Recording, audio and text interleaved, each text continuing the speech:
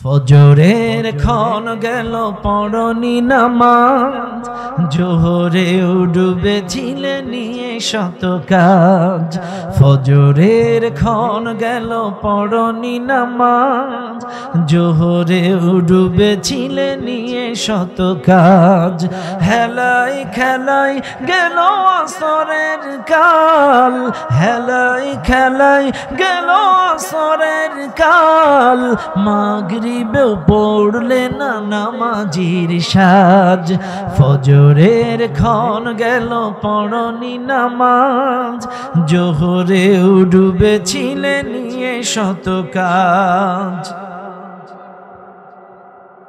বিনোদনে কেটে গেল এশার সময়, এতটুকু জাগলো না কবরের ভয়। বিনোদনে কেটে গেল এশার সময়, এতটুকু জাগলো না কবরের ভয়। খুঁজলে না একবারও নাজাতের পথ, খুঁজলে না একবারও নাজাতের পথ। মুসলিম নাম নিতে পেলে না কোলাজ, ফজরের ক্ষণ গেল পড়নি নামাজ, জোহরেও ডুবেছিলে নিয়ে শত কাজ। ঠিক না বেটি? তোমার মতন নেই হতভাগা কেউ, নেই এত পাপাচার পৃথিবীতে আর। একবার শুরু হলে ভাঙনের ঢেউ, কখনো ফিরাতে জানি পারবে না তার। তোমার মতন নেই হতভাগা কেউ, নেই এত পাপাচার পৃথিবীতে আর। একবার শুরু হলে ভাঙনের ঢেউ, কখনো ফেরাতে জানি পারবে না তার। নামাজি ফারা করে কাফের মুমিন, বিশ্বাসে আবাদ করো বুকের জমিন। নামাজি ফারা করে কাফের মুমিন, বিশ্বাসে আবাদ করো বুকের জমিন। সালাত কায়েম করা ইমানের দাবি, নামাজ কায়েম করা ইমানের দাবি। পরকাল মুখী করো মনটাকে আজ, পরকাল মুখী করো মনটাকে আজ। ফজরের ক্ষণ গেল পড়নি নামাজ, জোহরে ডুবেছিলে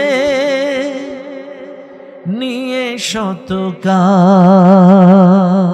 চ্যানেলটি সাবস্ক্রাইব করে আমাদের সঙ্গেই থাকুন। আসসালামু আলাইকুম ওয়া রাহমাতুল্লাহি ওয়া বারাকাতুহু।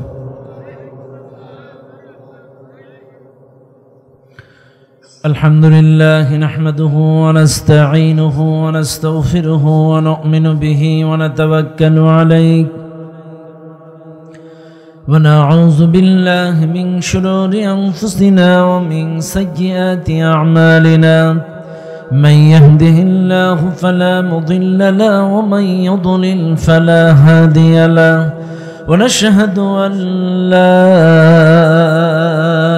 إله إلا الله وحده لا شريك له، ونشهد أن سيدنا ونبينا ومولانا محمدا عبده ورسوله، الذي أرسله بالحق بشيرا ونذيرا وداعيا إلى الله بإذنه وسراجا منيرا. فقد قال الله تعالى في كلامه المجيد وفرقانه الحميد. সবাই পড়েন আউযু বিল্লাহি মিনাশ শাইতানির রাজিম, বিসমিল্লাহির রাহমানির রাহিম। وقاتلوا في سبيل الله الذين يقاتلونكم ولا تعتدوا إن الله لا يحب المعتدين وقال تعالى إن الله وملائكته يصلون على النبي يا أيها الذين آمنوا صلوا عليه وسلموا تسليما درود إبراهيم اللهم صل على محمد وعلى آل محمد كما صليت على إبراهيم وعلى آل إبراهيم إنك حميد مجيد اللهم بارك على محمد وعلى آل محمد كما باركت على إبراهيم وعلى آل إبراهيم إنك حميد مجيد আলহামদুলিল্লাহ সারা ফুরকানিয়া মাদ্রাসার উন্নয়ন কল্পে আজকের এই তাফসীরুল কোরআন মাহফিলের সুযোগ্য সম্মানিত সভাপতি জনাব মোহাম্মদ আক্কাস আলী মৃধা, আজকের মাহফিলের সম্মানিত প্রধান অতিথি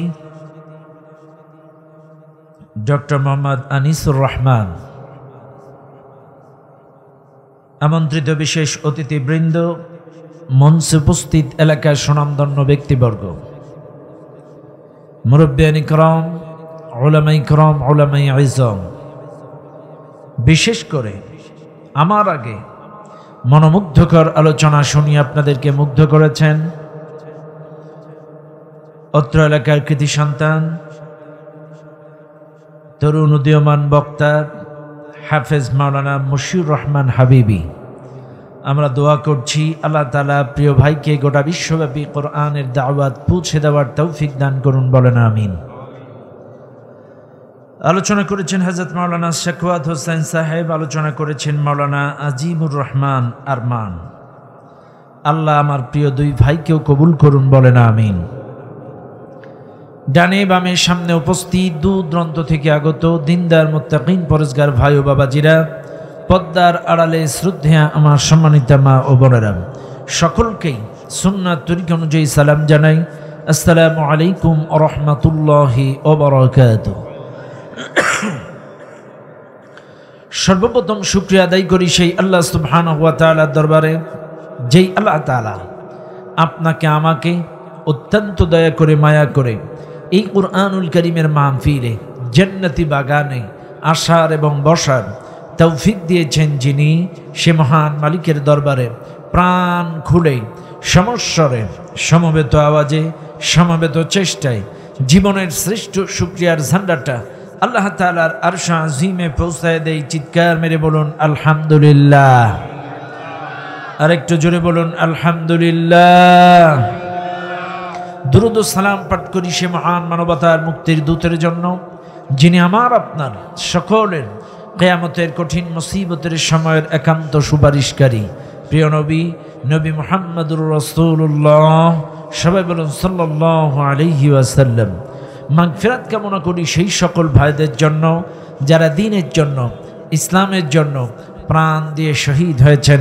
আল্লাহ তাআলা তাদের সকলকেই জান্নাতুল ফিরদাউসে সর্ব উচ্চ মর্যাদা দান করুন, বলেন আল্লাহুম্মা আমিন।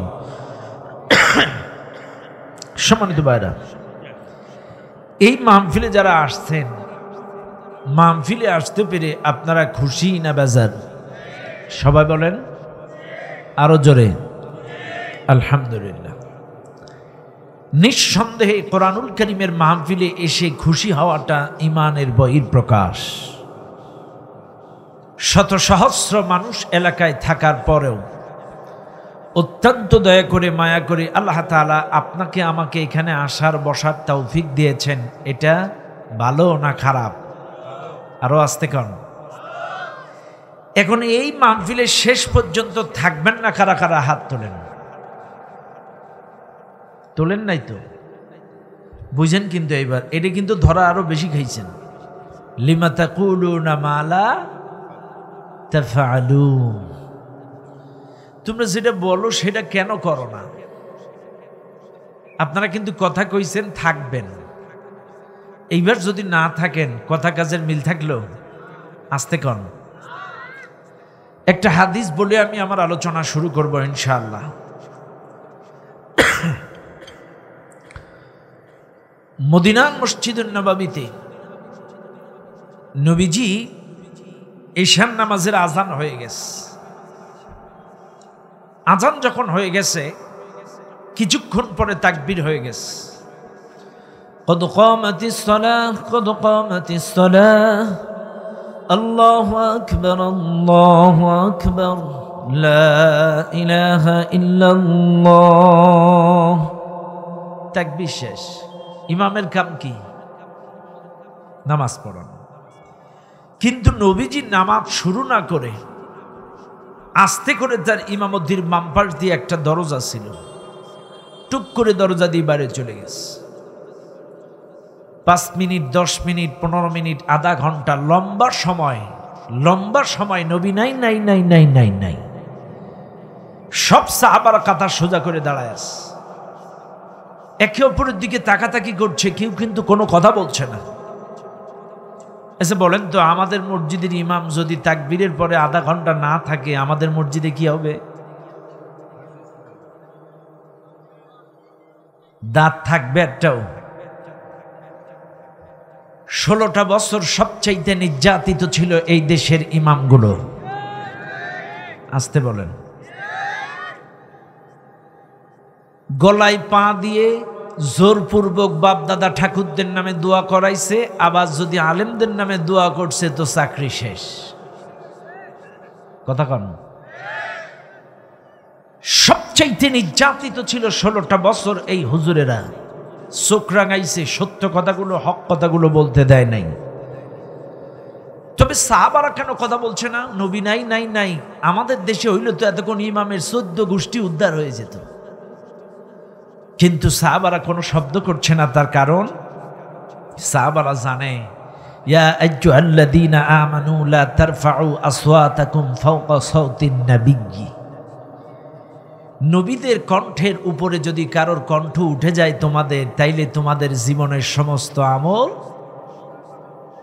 বরবাদ। এই জন্য সাহাবারা কেউ কোনো কথা কয় না। লম্বা সময় পর নবী ফিরছে। ডানে বায়ে তাকালেন, সাব্বু সুফুফাকুম ফাইন্না তাসওয়াতাস সুফুফি মিন ইকামাতিস সালাহ। ডানে বায়ে তাকায়ে নবীজি এবার সুন্দর করে সোজা করে নিয়ত বাঁধেন, আল্লাহু আকবার। 4 রাকাত নামাজ শেষ, অন্যান্য নামাজ শেষ। নবীজি তার নামাজের জায়গায় বসে বসে তাসবিহ করছেন, আল্লাহুম্মা আইন্নি আলা যিকরিকা ওয়া শুকরিকা ওয়া হুসনি ইবাদাতিক, লা ইলাহা ইল্লাল্লাহু ওয়াহদাহু লা শারীকা লাহু লাহুল মুলকু ওয়া লাহুল হামদ। এইভাবে যত তাসবিহ ছিল তার নামাজের পাটিতে বসে ইমামতির জায়গায় বসে তাসবিহ করছে। সাহাবারা আস্তে করে নবীর কাছে এসে বলে, নবীজি, নম্র ভদ্র নমনীয় কমনীয় ভাবে আস্তে করে এসে বলছে, হুজুর জীবনে তো আপনি এমনটা করেন নাই। নামাজ ছেড়ে এইরকম আকামতের পরে আপনি চলে যান নাই। আজকে আপনি নামাজ ছেড়ে কই গেছিলেন? কি মাকসাদ ছিল? তখন নবীজি বলছেন, সাহাবারা, একটু আগে যখন আমি নামাজে দাঁড়াচ্ছিলাম হঠাৎ আমার মাথায় এলো আজকের সারা দিনের খরচ খরচা করার পরে অতিরিক্ত কয়েকটি স্বর্ণের টাকা আমার বালিশের নিচে আছে, এগুলো আজকের দিনে আমার আর কোনো কাজে লাগবে না। আল্লাহ যদি বাঁচায় রাখে এগুলো আগামীকাল প্রয়োজন হবে, আজকের দিনে আমার আর এই অর্থের কোনো প্রয়োজন নাই। আমি যখন নামাজের নিয়ত বাঁধতে গেলাম হঠাৎ আমার ব্রেনে এলো যে আমার বালিশের নিচে স্বর্ণের টাকা, আর আমি নামাজে দাঁড়ায় কেমনে বলবো যে আল্লাহ তোমার সাহায্য চাই, ইয়্যাকা না'বুদু ওয়া ইয়্যাকা নাস্তাঈন, তোমার গোলামি করি, তোমার সাহায্য চাই, এ কথা আমি কোন মুখে বলবো? অথচ আমার বালিশের নিচে স্বর্ণের টাকা। এই জন্য আমি নামাজে দাঁড়াই নাই, আমি নামাজ ছেড়ে চলে গিয়েছি আমার বালিশের নিচের গচ্ছিত টাকাগুলো নিয়ে এই আশেপাশে যাদের প্রয়োজন, যাদের দিলে মানায়, তাদেরকে দান করে সম্পূর্ণ ফ্রেশ হয়ে নিশ্চিন্তে মসজিদে এসে দাঁড়ায়া আল্লাহর সামনে প্রাণ খুলে নামাজে সাহায্য চেয়েছি। এই ছিলেন আমার নবী, এই ছিলেন আমার নবী। আমরা তো সেই নবীর উম্মত। বালিশের নিচে স্বর্ণের টাকা রেখে নবী নামাজে দাঁড়ান নাই, অথচ আমার আপনার ব্যাংক ভর্তি টাকা, মাঠে জমি জায়গা সম্পদ সম্পত্তির কোনো শেষ নাই। কখনো কি চিন্তা করছেন আজকে এই মাদ্রাসা যদি না থাকতো আমাদের জন্ম হতো না? মাদ্রাসা আছে বলেই মনোয়ারের জন্ম, মাদ্রাসা আছে বলে আমির হামজার জন্ম, মাদ্রাসা আছে বলেই আলেমগুলোর জন্ম, মাদ্রাসা আছে বলেই আগামীতেও এরকম অসংখ্য বক্তা, আলেম, ইমাম, খতিবের জন্ম হবে। আউযু বিল্লাহি মিনাশ শাইতানির রাজীম। বিসমিল্লাহির রাহমানির রাহিম। وقاتلوا في سبيل الله الذين يقاتلونكم ولا تعتدوا إن الله لا يحب المعتدين صدق الله العظيم। সূরাটির নাম সূরাতুল বাকারা। সূরাটার দ্বিতীয় নাম্বার সূরা, সর্ববৃহত্তম একটি সূরা। সূরাটা নাজিল হয়েছে মদিনায়। সূরাটির মোট আয়াত সংখ্যা 286, রুকু সংখ্যা 40। এই সূরাটার 190 নম্বর আয়াত আমি আপনাদের সামনে তেলাওয়াত করেছি, ভালো করে মনে রাখবেন।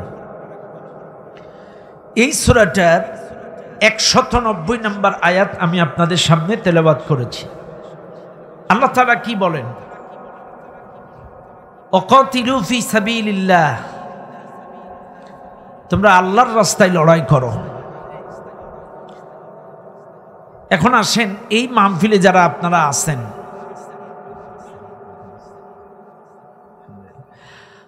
আল্লাহ পাক বলছেন আল্লাহর রাস্তায় লড়াই করো। এই মাহফিলে যারা আছেন, কে কোন দলের, কে কোন মতের, কোন তরিকার, কোন সিলসিলার আমি জানি না। আমি কারোর পক্ষ বিপক্ষে বলার জন্য আসি নাই, এটা বলাও আমার অভ্যাস না। কাউকে টার্গেট করে, হেয় করে, কটাক্ষ করে, ক্রিটিসাইজ করে আমি কথা বলি না। তবে আয়াতের তাফসীর করতে গিয়ে যদি কেউ পড়ে যায় সামনে, তাও বাদ দেই না। খেয়াল রাখবেন, আল্লাহ পাক বলছেন আল্লাহর রাস্তায় লড়াই করো। এখন আপনারা বলেন তো আল্লাহর রাস্তা কোনটা? চিনেন আপনারা? চিনেন? এদেশের মানুষ মুসলিম পরিবারে জন্ম নিয়েছে, মুসলিম বাবার ঔরসে জন্ম হয়েছে, মুসলিম মায়ের গর্ভে জন্ম নিয়েছে। কিন্তু দুঃখজনক হলেও সত্য, এদেশের মানুষ আল্লাহর রাস্তা বলতে তারা কিছুই চেনে না। সবাই না, কিছু কিছু মানুষ দেখবেন যদি বলি আল্লাহর রাস্তা কোনটা, নামাজের রাস্তা। নামাজ পড়ো, নামাজ পড়ো। এদেশের সকল মানুষ যখন নামাজি হয়ে যাবে, সমাজ পরিবর্তন হয়ে যাবে। নামাজটাই আল্লাহর রাস্তা। আচ্ছা, আপনাদের কাছে আমার প্রশ্ন, নামাজটাই যদি আল্লাহর রাস্তা হবে, নামাজটাই যদি পূর্ণাঙ্গ দিন হবে, তাহলে শামীম উসমান তো 72 রাকাত করে নামাজ পড়তো। আসতে বলেন, আপনারা আমার কথা বুঝেন না? একটু জবাব দেবেন, আমার সাথে একটু জবাব দেবেন। শামীম উসমান কয় রাকাত তাহাজ্জুদ পড়তো? 72 রাকাত। চাইলে এই লোকটা 72 রাকাত নামাজ পড়ে তার ব্যক্তি জীবন, তার পারিবারিক জীবন, তার নারায়ণগঞ্জের জীবন কেন দিন কায়েম হলো না, পরিবর্তন হলো না? জবাব দেন। নামাজটাই যদি দিন হবে, আমাদের ম্যাডামও তো নামাজ পড়তো, কোরআন দিয়ে দিন শুরু করতো, 16 বছরে কেন দিন কায়েম হলো না? নামাজটাই যদি দিন হবে, আর এই দিনের বুঝ থাকার পরেও কেন আবেদ আলী কাকু এক এক সিগনেচারে 50,000 করে ঝেড়ে দিল? নামাজটাই যদি দিন হবে, কেন বাইতুল মুকাররমে নামাজিরা জুতা মারামারি করলো? নামাজটাই যদি দিন হবে, তাহলে কেন আব্দুল্লাহ ইবনে উবাইয়ের জীবন পরিবর্তন হলো না? কেন সে জাহান্নামে যাবে? প্রশ্ন। মনে রাখবেন, আমি কিন্তু নামাজকে ছোট করছি না। নামাজ সর্বোত্তম ইবাদত, একটা সাইড, একটি আমল, এটি কোনো সন্দেহ নাই। কিন্তু নামাজটাকে পূর্ণাঙ্গ দিন ভাবার কোনো সুযোগ নাই। নামাজটাকে পরিপূর্ণ দিন ভাবার কোনো সুযোগ নাই। যে বা যারা নামাজটাকে পরিপূর্ণ দিন ভাবে, এরা ভুলের মধ্যে আছে। শুনে নেন, আল্লাহ তো স্পষ্ট বলে দিয়েছে, আল ইয়াউমা আকমালতু লাকুম দীনাকুম ওয়া আতমামতু আলাইকুম নি'মাতি ওয়া রাদিতু লাকুমুল ইসলাম দীনা। আমি দিনটাকে তোমাদের জন্য পরিপূর্ণ করে দিলাম। তাইলে আল্লাহ যদি দিন আমাদের জন্য পরিপূর্ণ করে দিয়ে থাকেন, তাইলে কেন আমরা একটা সাইড নিয়ে পড়ে আছি? কেন আজকে আমরা একটা অংশ নিয়ে পড়ে আছি? শুনে নেন দুনিয়ার মানুষ, এই মাহফিলের মধ্যে যত মানুষ আপনারা আছেন, আমার প্রত্যেকটা কথা একটু বেরেন দিয়ে ভালো করে খাটান। দিন মানে শুধু নামাজ, দিন মানে শুধু রোজা, দিন মানে শুধু হজ। আল্লাহর রাস্তা মানে জিকিরের পথ, আল্লাহর রাস্তা মানে নামাজ, আল্লাহর রাস্তা মানে শুধু হজ, আল্লাহর রাস্তা মানে শুধু পীর মুরিদি। কেউ যদি এটা চিন্তা করে থাকেন, 100% ভুলের মধ্যে আছেন। মনে রাখবেন, এই দুনিয়ার মানুষ আল্লাহর রাস্তা কোনটা, কোরআন তার জবাব দিয়ে দেন। আল্লাহ তাক ডাক দিবেন, হুদাল্লিন্নাস ওয়া বাইয়িনাতিম মিনাল হুদা ওয়াল ফুরকান। আল্লাহ পাক বলেন, এই কিতাবটি তোমাদের জন্য হেদায়াত, গোটা দুনিয়ার মানুষের জন্য হেদায়াত। আর এই কিতাবটা সত্য মিথ্যা, হক বাতিল পার্থক্য নির্ণয়কারী গ্রন্থ। কাজে যদি কেউ হকের রাস্তা, আল্লাহর রাস্তা খুঁজতে চায়, আল্লাহর কোরআন বাদ দিয়ে, কোরআনের পথ বাদ দিয়ে সে কখনো আল্লাহর রাস্তা খুঁজে পাবে না।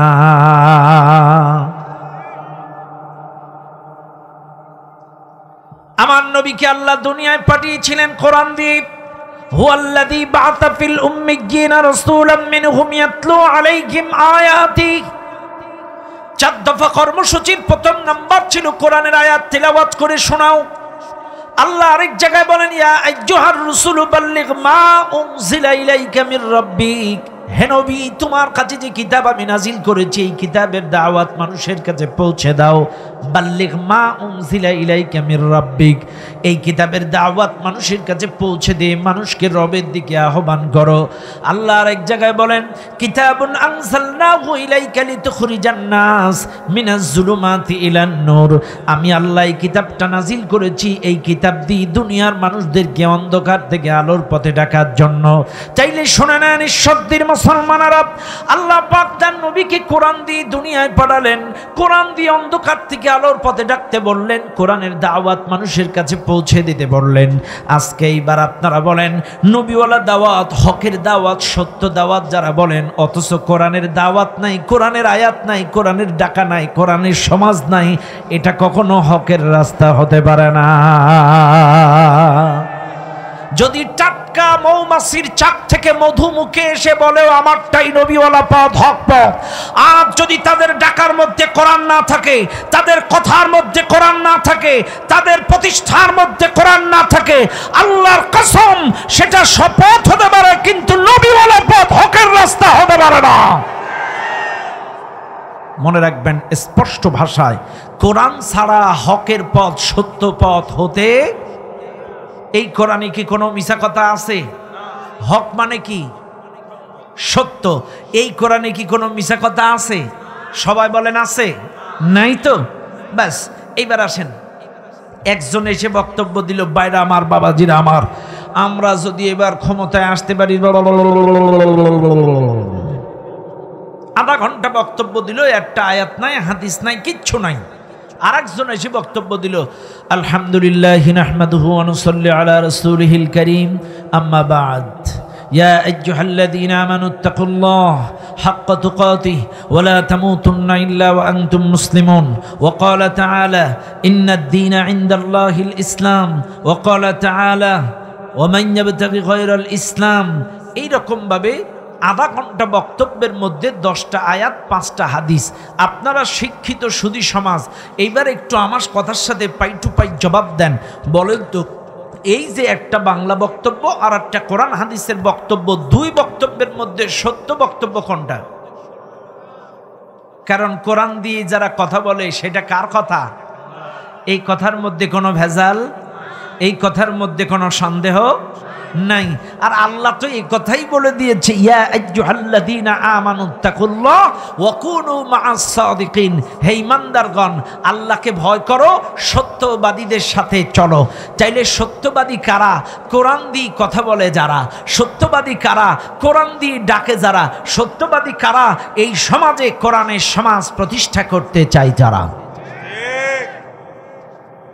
এইবার আপনারা বলবেন, হুজুর এই যে আপনি একরকম দিলেন, আর এক মাহফিলে গেলে আর এক রকম দেয়। এই আপনাদের হুজুগের মধ্যে 80 গুন্ডা দল, এই আপনাদের মধ্যে এই 80 গুন্ডা দল, খাটো টুপি, লম্বা টুপি, পাগড়ি, বিনা পাগড়ি, সিরা জামা, জুব্বা জামা, এই আপনাদের মধ্যে এতগুলো দল, তাহলে আমরা যাব কোন জায়গায়? অনেকের প্রশ্ন, সাধারণ মানুষের প্রশ্ন, জবাব নেন। জবাব হলো, আপনার শালা কয়টা? দুইটা। আচ্ছা, দুটো শালা। বুঝেন, আমি বোঝানোর জন্য বলছি। মনে করেন ওনার একটা শালা সিঙ্গাপুরে ছিল, বিদেশে ছিল নাকি কোনটা? মালয়েশিয়ায়। বড়টা মালয়েশিয়া। আচ্ছা, মালয়েশিয়ারটাই ধরলাম। মনে করেন 10 বছর মালয়েশিয়ায় থাকার পরে দেশে বাংলাদেশে আসছে, বোনের বাড়ি বেড়াইতে আসছে, বোন দুলাভাইয়ের বাড়ি। যখন আসছে, সভাপতি সাহেবের স্ত্রী বলছে, যাও বাজারে যাও, আমার ভাইটা দীর্ঘদিন পরে আসলো, বাজারে যেয়ে একটা ইলিশ মাছ কিনে আনো। কি মাছ? ইলিশ মাছ আনো। এখন সভাপতি বাজারে যেয়ে দেখে ঈশ্বরদী বাজারে 50টা মাছের দোকান, কিন্তু ইলিশ মাছ মাত্র এক দোকানে। ইলিশ মাছ কয় দোকানে? মাছের দোকান কয়টা? 50টা মাছের দোকান, কিন্তু ইলিশ মাছ মাত্র এক দোকানে। এখন পচা হোক, খাটো হোক, বাসি হোক, দুর্গন্ধ হোক, যাই হোক না কেন, হোম মিনিস্টারের অর্ডার ইলিশ। কার অর্ডার? হোম মিনিস্টারের অর্ডার ইলিশ। এখন পচা হোক, ছোট হোক, খাটো হোক, বাসি হোক, উপায় নেই, অর্ডার ইলিশ। এখন যাচাই করারও সুযোগ নেই, এক দোকানে মাত্র মাছ, উনি ওটাই নিয়ে বাড়ি আসবে। কিন্তু সভাপতি যদি বাজারে যেয়ে দেখতো 50 দোকানেই ইলিশ মাছ, তাইলে কিন্তু ওনার একটু প্লাস পয়েন্ট যাচাই করার চান্স ছিল, কোনটা তাজা, কোনটা শক্ত, কোনটা ডিমলা, কোনটা ভালো, কোনটা শক্ত, দেখে দেখে বেছে বেছে, দেখে দেখে বেছে বেছে শক্ত ভালো মাছটাই বাড়িতে আনতে পারতো। কিন্তু এক দোকানে হওয়ার কারণে যাচাই করার কোনো চান্স নাই। শোনেন, আজকে হুজুরদের মধ্যে 80 গুন্ডা ইসলামী দল, এটাও আমার আপনার জন্য প্লাস পয়েন্ট। যদি এক দোকানে ইসলাম থাকতো, একটাই ইসলামী দল হতো, যাচাই করার কোনো সুযোগ ছিল না, ভালো হোক মন্দ হোক ওটাই মানা লাগতো। কিন্তু 50টা দোকানে ইসলাম থাকার কারণে যাচাই করার চান্স আছে। আপনাদের বিবেক আছে, মনুষ্যত্ব আছে, শিক্ষিত মানুষ, চোখ দিয়ে বিবেক দিয়ে বিবেচনা করেন, দেখে দেখে বেছে বেছে কোরআন দিয়ে কথা বলে কারা, কোরআন দিয়ে ডাকে কারা, আল্লাহর জমিনে কোরআনী শাসন প্রতিষ্ঠা করতে চায় কারা, দেখে দেখে বেছে বেছে কোরআনের দলটাই গ্রহণ করে নেন।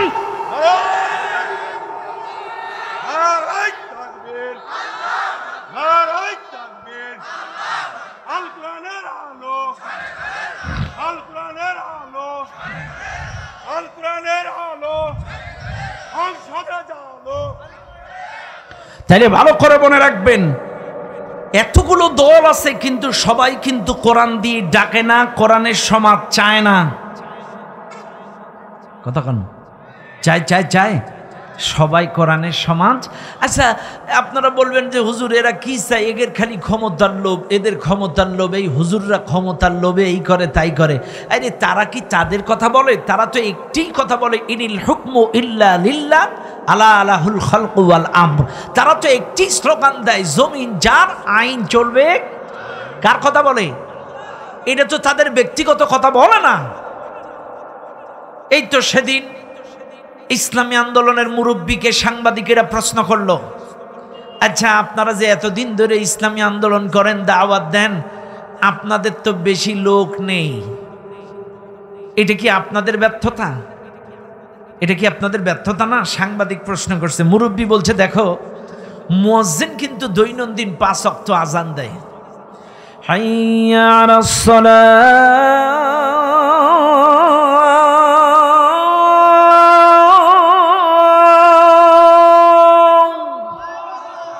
মুয়াজ্জিন কিন্তু দৈনন্দিন 5 বার আজান দেয়। এই মুয়াজ্জিনের ডাক শোনার পরেও মসজিদে যদি মুসল্লি না আসে, সেটা কি মুয়াজ্জিনের ব্যর্থতা না মুসল্লিদের ব্যর্থতা? কাজে আমরা তো মানুষকে কোরআনের পথে, আল্লাহর পথে, ইসলামী আইনের পথে, সুশাসনের পথে ডাকি। কাজে এই জাতি যদি না আসে, সেটা আমাদের ব্যর্থতা নয়, এই জাতির ব্যর্থতা, এই জাতির ব্যর্থতা। কাজে আপনাদেরকে ডাকা হচ্ছে কোরআন দিয়ে আসেন, কোরআনী শাসন প্রতিষ্ঠা করি। আপনারা খালি বলবেন দুর্নীতি মুক্ত জীবন চায়, দুর্নীতি মুক্ত সমাজ চায়, চাঁদাবাজ মুক্ত সমাজ চায়, অথচ কোরআনের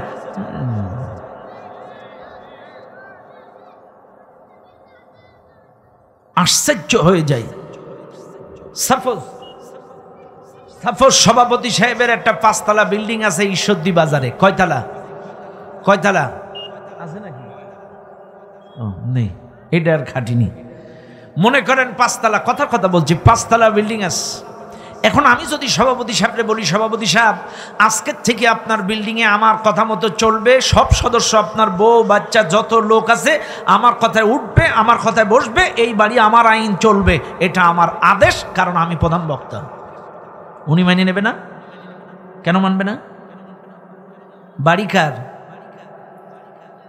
বউ কার? বাচ্চা কার? ব্যাস।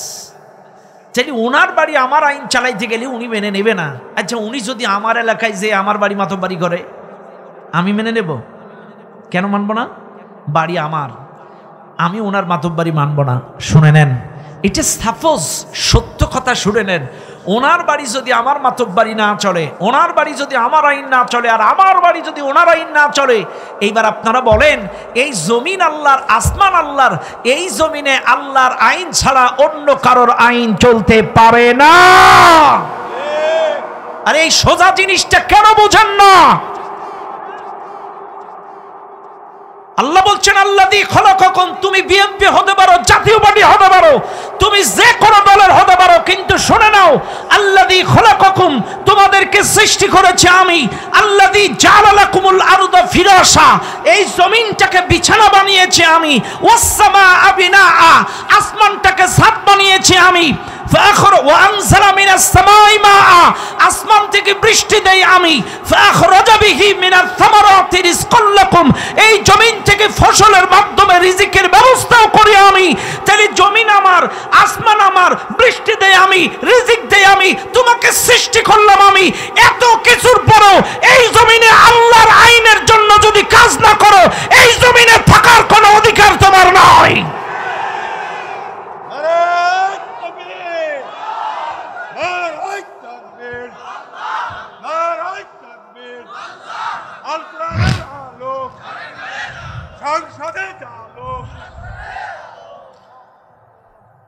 না না, দরকার আছে চাচা, কেডা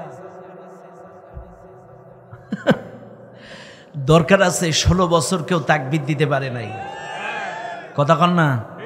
16 বছরে আল্লাহর নামটা উচ্চারণ করতে পারে নাই। জালেমেরা আল্লাহু আকবার ধ্বনিটা দিতে দেয় নাই। বলেছে জঙ্গিবাদী স্লোগান, তালেবানি স্লোগান, রাজাকারের স্লোগান, এই আল্লাহু আকবার নামটা উচ্চারণ করতে বাংলার জমিনে দেয় নাই। কিন্তু আপনারা বলেন আজানে কার নাম? একামাতে কার নাম? নামাজে কার নাম? জানাজায় কার নাম? উপরে উঠতে গেলে কার নাম? সব জায়গায় কার নাম? আল্লাহু আকবার, আল্লাহ বড়। এই নামটা যারা 16টা বছর সহ্য করতে পারল না, আমার চিন্তা হয় ওরা কবরে যে কি বলবে তোর রবকে, তখন কি বলবে? রাগ করেন না কিন্তু আমার কথায়। আল্লাহু আকবার নামটা যারা সহ্য করতে পারি না, ওদের কবরেও তো সহ্য করতে পারে। ফেরেশতা তুই কি রাজা খান নাকি? কথা কর না, আমার কথায় রাগ করেন না। এই দেশে আমাদের আল্লাহু আকবার নামটা বলতে দেয় নাই, তাহলে কবরেও তো ফেরেশতারে চাবি ধরবে।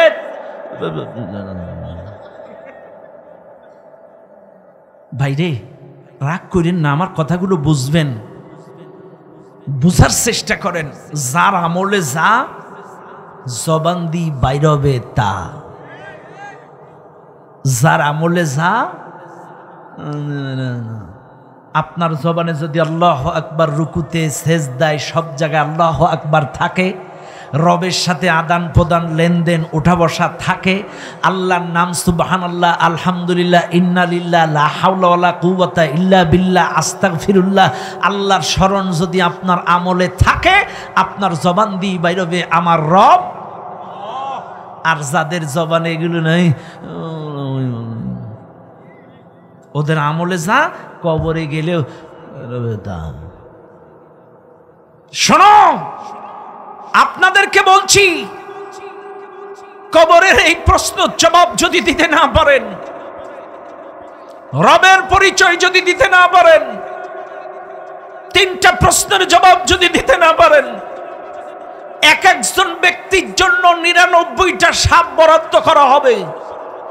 তিন্নির নামের সাপ, এক একটা সাপের 7টা করে মাথা হবে, এক একটা সাপের 7টা মাথা, 99টা সাপ আপনার কবরে দেওয়া হবে। 99টা সাপ, এক একটা সাপের 7টা মাথা। সামান্য ঢোড়া সাপ, হাইলে সাপ দেখলে ওই রাস্তা দিয়ে আপনি যান না, চাইলে আপনার কবরে 99টা সাপ থাকবে। এক একটা সবল মারবে, গোটা দেহের রক্ত মাংসগুলো জোরে ঘষে ঘষে পড়বে, আবার পুনর্গঠন হবে, আবার সবল মারবে, কিয়ামত পর্যন্ত সবল মারবে। চিন্তা করো তো, তুমি সামান্য মোবাইলে সাপ দেখলে লাফায় ওঠো, রাস্তায় বাগানে আগানে সাপ দেখলে সেদিকে যাও না, কিন্তু তুমি যদি এই সওয়াল জবাব করতে না পারো, 99টা সাপ তোমার কবরে সবল মারবে।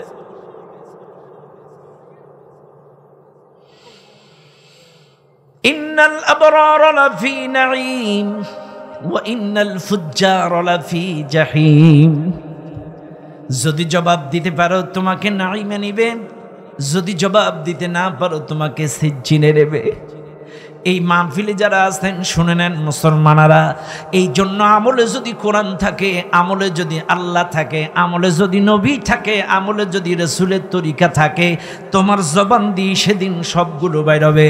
এই মাহফিলে যারা আছেন লক্ষ্য করুন, যেই কথা আমি বলছিলাম, বাইরা আমার, বাবাজিরা আমার, চাইলে আল্লাহর রাস্তা, কোরআনের রাস্তা, হকের রাস্তায় লড়াই করতে হবে।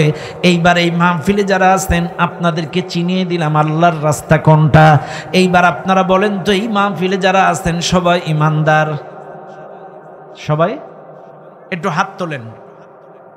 আপনারা সবাই ইমানদার? সবাই হাত নামান। ইমানদার সবার ইমান কিন্তু এক কোয়ালিটির না, সবাই যে গোল্ডেন প্লাসের তা না।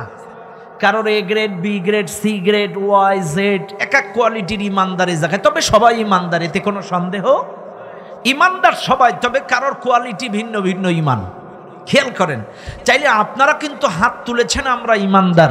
আর ইমানদার যদি হন, আল্লাহ বলছেন আল্লাযীনা আমানু ইউকাতিলুনা ফি সাবিলিল্লাহ, যারা ইমানদার তারা আল্লাহর রাস্তায় লড়াই করবে। এই মাহফিলে যারা আছেন, আপনি বিএনপি হতে পারেন, আপনি জাতীয় পার্টি হতে পারেন, আপনি জামাত ইসলাম হতে পারেন, আপনি তাবলীগ হতে পারেন, আপনি চরমনায় হতে পারেন, যদি ইমানদার হয়ে থাকেন, আল্লাযীনা আমানু ইউকাতিলুনা ফি সাবিলিল্লাহ, আল্লাহর রাস্তায় লড়াই করা লাগবে। আর আল্লাহর রাস্তায় যে লড়াই করা লাগবে, এটা আপনার জন্য নফল নয়, সুন্নাত নয়, প্রত্যেকটা ইমানদারের জন্য ফরজ। প্রত্যেকটা ইমানদারের জন্য ফরজ, আল্লাহর রাস্তায় লড়াই করা লাগবে। কথাটা কার?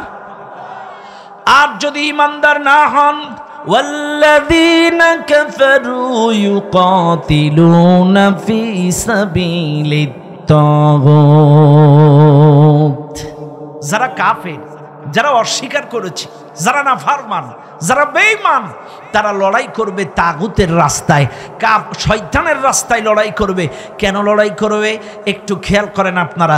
যারা বিএমপি করে তারা বিএমপির রুলস রেজুলেশন নীতিমালা সমাজে রাষ্ট্রে কায়েমের চেষ্টা করে, এটা বিএমপির রাজনীতি। যারা জাতীয় পার্টি করে এটা জাতীয় পার্টির রুলস রেজুলেশন নীতিমালা সমাজে রাষ্ট্রে কায়েমের চেষ্টা করে, এটা জাতীয় পার্টি ইরশাদ চাচার রাজনীতি। যারা আওয়ামী লীগ করতো এরা এতদিন ধরে 16টা বছর ধরে ওই আওয়ামী লীগের রুলস রেজুলেশন নীতিমালা বানানো, নীতিমালা সমাজে রাষ্ট্রে কায়েমের চেষ্টা করেছে। এটা ছিল বঙ্গবন্ধুর রাজনীতি, আওয়ামী লীগের রাজনীতি। কিন্তু শুনে নেন, যারা ইমানদার হবে, আল্লাযীনা আমানু ইউকাতিলুনা ফি সাবিলিল্লাহ, তারা আল্লাহর কোরআনের রুলস রেজুলেশন নীতিমালা এই সমাজে রাষ্ট্রে কায়েমের চেষ্টা করবে। এটার নাম হলো ইসলামী রাজনীতি, এটার নাম হলো কোরআনের রাজনীতি। আমি একটু আগে বলছিলাম, ওনার বাড়ি যদি আমার আইন না চলে, আমার বাড়ি যদি ওনার আইন না চলে, এই জমিনে মানব রচিত কোন আইন চলতে পারবে না। আর এই জন্য ইমানদার লড়াই করবে। আর যাদের মধ্যে ঈমান নাই, ওরা 500 টাকায় 1000 টাকায় একটা বিড়ি সিগারেট নেতাগোতা সামান্য সুবিধার স্বার্থে তারা মানব রচিত মতাদর্শ, মানব রচিত সংবিধান কায়েমের জন্য লড়াই করবে। রাগ করেন না আমার কথায়, খেয়াল করেন। আজকে যারা এই মাহফিলে আছেন, আপনারা মনে করছেন নামাজ রোজা হজ যাকাত চাই শুধু দিন না, এই চেয়ার পরিবর্তন করাটাও দিনের অংশ। চেয়ার পরিবর্তন করাটাও দিনের অংশ। আপনারা হয়তো বলবেন, হুজুর এই রকম ওয়াজ আজ অবধি কেউ করেনি। চেয়ার আবার দিনের অংশ হয় কি করে? দিন মানে নামাজ, দিন মানে রোজা, দিন মানে হজ, দিন মানে জিকির, দিনের কাজ। তাহলে আপনি কথা বলছেন কেন? শুনে নেন, আপনাদেরকে শিখায় দেই। ও দুনিয়ার মানুষ, হযরতে মুসা আলাইহিস সালাম গোটা মিশরের মধ্যে যখন দাওয়াত দেয়, হকের দাওয়াত, কালেমার দাওয়াত, সত্যের দাওয়াত, মিশরের মানুষগুলো আজকে যেমন আমি আপনাদেরকে একত্রিত করেছি, এই মাহফিল কমিটি আপনাদের জন্য পোস্টার বানাইছে, মাইকিং করেছে, প্রচার প্রসারের মাধ্যমে এতগুলো মানুষ আপনারা এক জায়গায় হয়েছেন। আমি লাউড স্পিকার দিয়ে স্পিকার লাগায় লাগায় কথা বলছি, কিন্তু সেই জামানায় কোনো লাউড স্পিকার ছিল না, আধুনিক কোনো প্রযুক্তি ছিল না, সাউন্ড বক্স ছিল না, এইরকম মাউথপিস ছিল না, কোনো আধুনিক প্রযুক্তি সেই জামানায় ছিল না। আমার নবী মানুষদেরকে ডেকে ডেকে ডেকে ডেকে ডেকে ডেকে থোকায় থোকায় এক জায়গায় করে করে নবী আমার কালেমার ব্যাখ্যা বিশ্লেষণ করতেন, হকের দাওয়াত দিতেন, সত্যের দাওয়াত দিতেন। শুনে নেন দুনিয়ার মানুষ, এই সত্যের দাওয়াত যখন মোড়ে মোড়ে গ্রামে মহল্লায় দেওয়া শুরু করলেন, আল্লাহ পাক মুসা আলাইহিস সালামকে ডেকে বললেন, মুসা শুধু নরম নরম জায়গায় দিন প্রচার করলে চলবে না, ও মুসা একটু সত্য জায়গায়ও দিনের দাওয়াত দাও। মুসা আলাইহিস সালাম অবাক হয়ে গেলেন, গ্রামে গঞ্জে পাড়া মহল্লায় দাওয়াত দেয়, আল্লাহ এই কথা বলে কেন? মুসা আলাইহিস সালাম আল্লাহর সঙ্গে অত্যন্ত ফ্রি ছিলেন, ক্লোজ ছিলেন। মুসা আলাইহিস সালাম বলেন, আল্লাহ শক্ত জায়গার মানে কি একটু বুঝায়া বলো। আল্লাহ পাক ডাক দিয়ে বলে, মুসা তুমি ফিরাউনের সংসদেও একটু দ্বীনের দাওয়াত দাও। মুসা আলাইহিস সালাম দেরি করলেন না, সঙ্গে সঙ্গে ফিরাউনের রাজ দরবারে চলে গেলেন। রানিং অধিবেশন চলছে, রানিং সংসদ চলছে, সমস্ত সংসদ সদস্যরা চেয়ারে বসা, ফিরাউনও তার চেয়ারে বসা, সংসদ চলছে। এমন টাইমে মুসা আলাইহিস সালাম যে ডাক দিয়ে বলে, রে ফিরাউন, সমস্ত মতাদর্শ ছেড়ে দাও, সব পথ মত রাস্তা ছেড়ে দাও, লা ইলাহা ইল্লাল্লাহ এই কালেমাটা মেনে নাও, আল্লাহ ছাড়া কোনো আইনদাতা নাই, বিধানদাতা নাই, এই সত্য কথাটা মেনে নাও। কালেমার দাওয়াত যখন সংসদ ভবনে দিল, মুসা আলাইহিস সালামকে দেখে এই কালেমার দাওয়াত শোনার মাত্রে ফিরাউন ছিল চেয়ারে বসা, চেয়ার থেকে লাফ দিয়ে উঠে যেয়ে বলছে, ওয়াকালা ফিরআউনু দারুনি আকতুল মুসা, আমি মুসাকে হত্যা করব, ওয়ালিয়াদউ রাব্বাহু, ডাকুক রবকে, মুসা আলাইহিস সালামকে আমি হত্যা করব। রাজ দরবারের সকল সংসদ সদস্য সমস্ত নেতৃবৃন্দ প্রশ্ন করলেন, মুসাকে হত্যা করবা কেন? এইবার ফিরআউন বলল, ইন্নী আখাফু, আমার ভয় হয়, আন ইউবাদদিলা দীনাকুম আও আন ইউযহিরা ফিল আরদিল ফাসাদ, মুসা দেশব্যাপী ফাসাদ সৃষ্টি করে আমার রচিত আইন, রচিত সংবিধান পরিবর্তন করে আল্লাহর আইন কায়েম করতে পারে। মুসা আমার আইন, আমার রচিত সংবিধান পরিবর্তন করে আল্লাহর আইন কায়েম করতে পারে। এই কথা যখন বলল, খেয়াল করেন মুসা আলাইহিস সালামকে কিন্তু এতদিন হত্যা করেনি, গোটা মিশরে দাওয়াত দিছে, কোনো দিন গায়ে হাত দেয়নি, টোকা মারিনি, কিন্তু যখনই সংসদে আসছে তখন থেকেই মায়ের। ও ভাই রাগ করেন না আমার কথায়, কে কোন দলের সিলসিলার আমি জানি না। আমাদের চরমনায় পীর সাহেব হুজুরের দিকে তাকান, উনি খুব ভালো মানুষ, আমাদের মুরব্বী, তিনি একজন আল্লাহওয়ালা হক্কানি পীর। এই পীর সাহেব হুজুর 50টা বছর তাকে কেউ ফুলের টোকা মারিনি, 50টা বছর তাকে কেউ আঘাত করেনি, কিন্তু যখনই তিনি মেয়র ইলেকশন করলেন তখনই মাইরে নাক ফাটাইয়া দিল। রাগ করবেন না, বুঝবেন কিন্তু কথাগুলো বেরেন দিয়ে খাটান। 50 বছর তিনি বলেছিলেন এটা হারাম সেটা হারাম, ওটা হারাম সেটা হারাম, একদিনও তাকে ফুলের টোকা মারে নাই। যেই তিনি মেয়র ইলেকশন করলেন সেই মাইরে নাক টাক ফাটাইয়া দিলেন। কেন মারল? কেন বুঝবেন? কারণ ওরা চিন্তা করেছিল এই পীর সাহেব হুজুর যদি বরিশালের মেয়র হয়ে যায় সমাজ পরিবর্তন হয়ে যাবে, বরিশাল চেঞ্জ হয়ে যাবে, এই জন্য হুজুরকে মেরে নাক ফাটায় দিল। কাজী আপনারা লক্ষ্য করেন 16টা বছর এই দেশে এতগুলো হুজুর আছে, এতগুলো পীর আছে, এতগুলো দল আছে, এতগুলো লোক থাকতে কেউ মাইর খাইল না, খাইল তারা ওই চেয়ার পরিবর্তনের কথা বলেছে যারাই বলেছিল জমিন যার আইন চলবে তার, সৎ লোকের শাসন চাই, আল্লাহর আইন চাই, এই বক্তব্যটা যারাই দিয়েছে তারাই মার খেয়েছে 16টা বছর। এতগুলো পীর, এতগুলো দল, এতগুলো হুজুর, কেউ মার খায়নি, মার খেয়েছে তারা যারাই বলেছে সৎ লোকের শাসন চাই, আল্লাহর আইন চাই, এরাই মার খেয়েছে। আজকে আপনারা বলবেন দুর্নীতি মুক্ত দেশ চাই, সন্ত্রাস মুক্ত দেশ চাই, চাঁদাবাজ মুক্ত দেশ চাই। আপনারা তাকান এই দেশের মধ্যে কারা দুর্নীতি করে, কারা চাঁদাবাজি করে, আপনাদের বিবেক আছে, মনুষ্যত্ব আছে, পেছনের দিকে যান। 2001 সাল থেকে 6 সাল দুটো হুজুর ক্ষমতায় ছিল। আপনারা বলবেন হুজুর আপনারাও তো ছিলেন, কি করেছেন? আমার কথা বুঝবেন, আমি বুঝাইতে চাচ্ছি। অনেকে প্রশ্ন করে তোমরাও তো ক্ষমতায় ছিলে, কি করেছিল? হ্যাঁ, সৎ লোক ছিল কিন্তু আইন ছিল না। সৎ লোক ছিল কিন্তু আইন ছিল না, যার কারণে কিছু করতে পারে নাই। কিন্তু ওই 2টা মন্ত্রণালয়ে 1 টাকার দুর্নীতি দেখাইতে পারে নাই।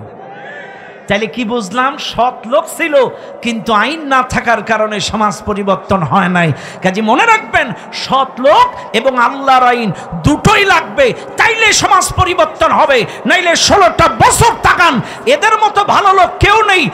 5 ওয়াক্ত নামাজ পড়তো, তাহাজ্জুদ নামাজ পড়তো, কোরআন দিয়ে দিন শুরু করতো, কিন্তু সৎ না হওয়ার কারণে সব পকার পার। আস্তে কন, আরো আস্তে কন।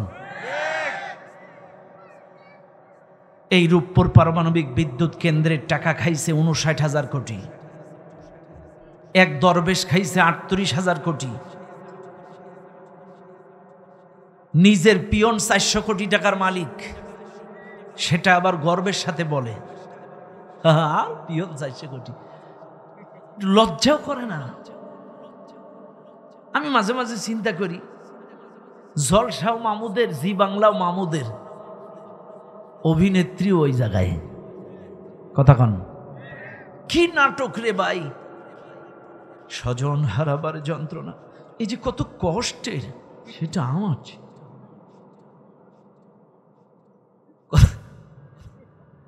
আপনারা কে কোন দল করেন আমি জানি না, তবে আপনারা বলতে পারেন যে হুজুররা খালি উইটি গিবত করে। আপনাদের এটা একটু মাসলা শিখে রাখার দরকার। গিবত এক জিনিস, সমালোচনা এক জিনিস। গিবত হারাম, সমালোচনা সচেতন করার জন্য জায়েজ। গিবত ভালো করে বুঝবেন, আমার ভাইয়ের অনুপস্থিতিতে তার দোষ ত্রুটি আলোচনা করাটা গীবত। আমি আমার ভাইয়ের দোষ ত্রুটি বলে আরেকজনের সাথে এই ও বদমাইশ চিন কোন কাজের না ওর এগুলো বলে একটু আনন্দ নেওয়া, তৃপ্তি নেওয়া, মজা নেওয়া, তাকে হেয় করা, তাকে কটাক্ষ করা, এটা বলে পিছনে আলোচনা করে মজা নেওয়া, তৃপ্তি নেওয়া, ওকে একটু ডাউন করে দেওয়া, এটা হচ্ছে গীবত, এটা হারাম। এর দোষ ত্রুটি পিছনে আলোচনা করাটা এটা হারাম।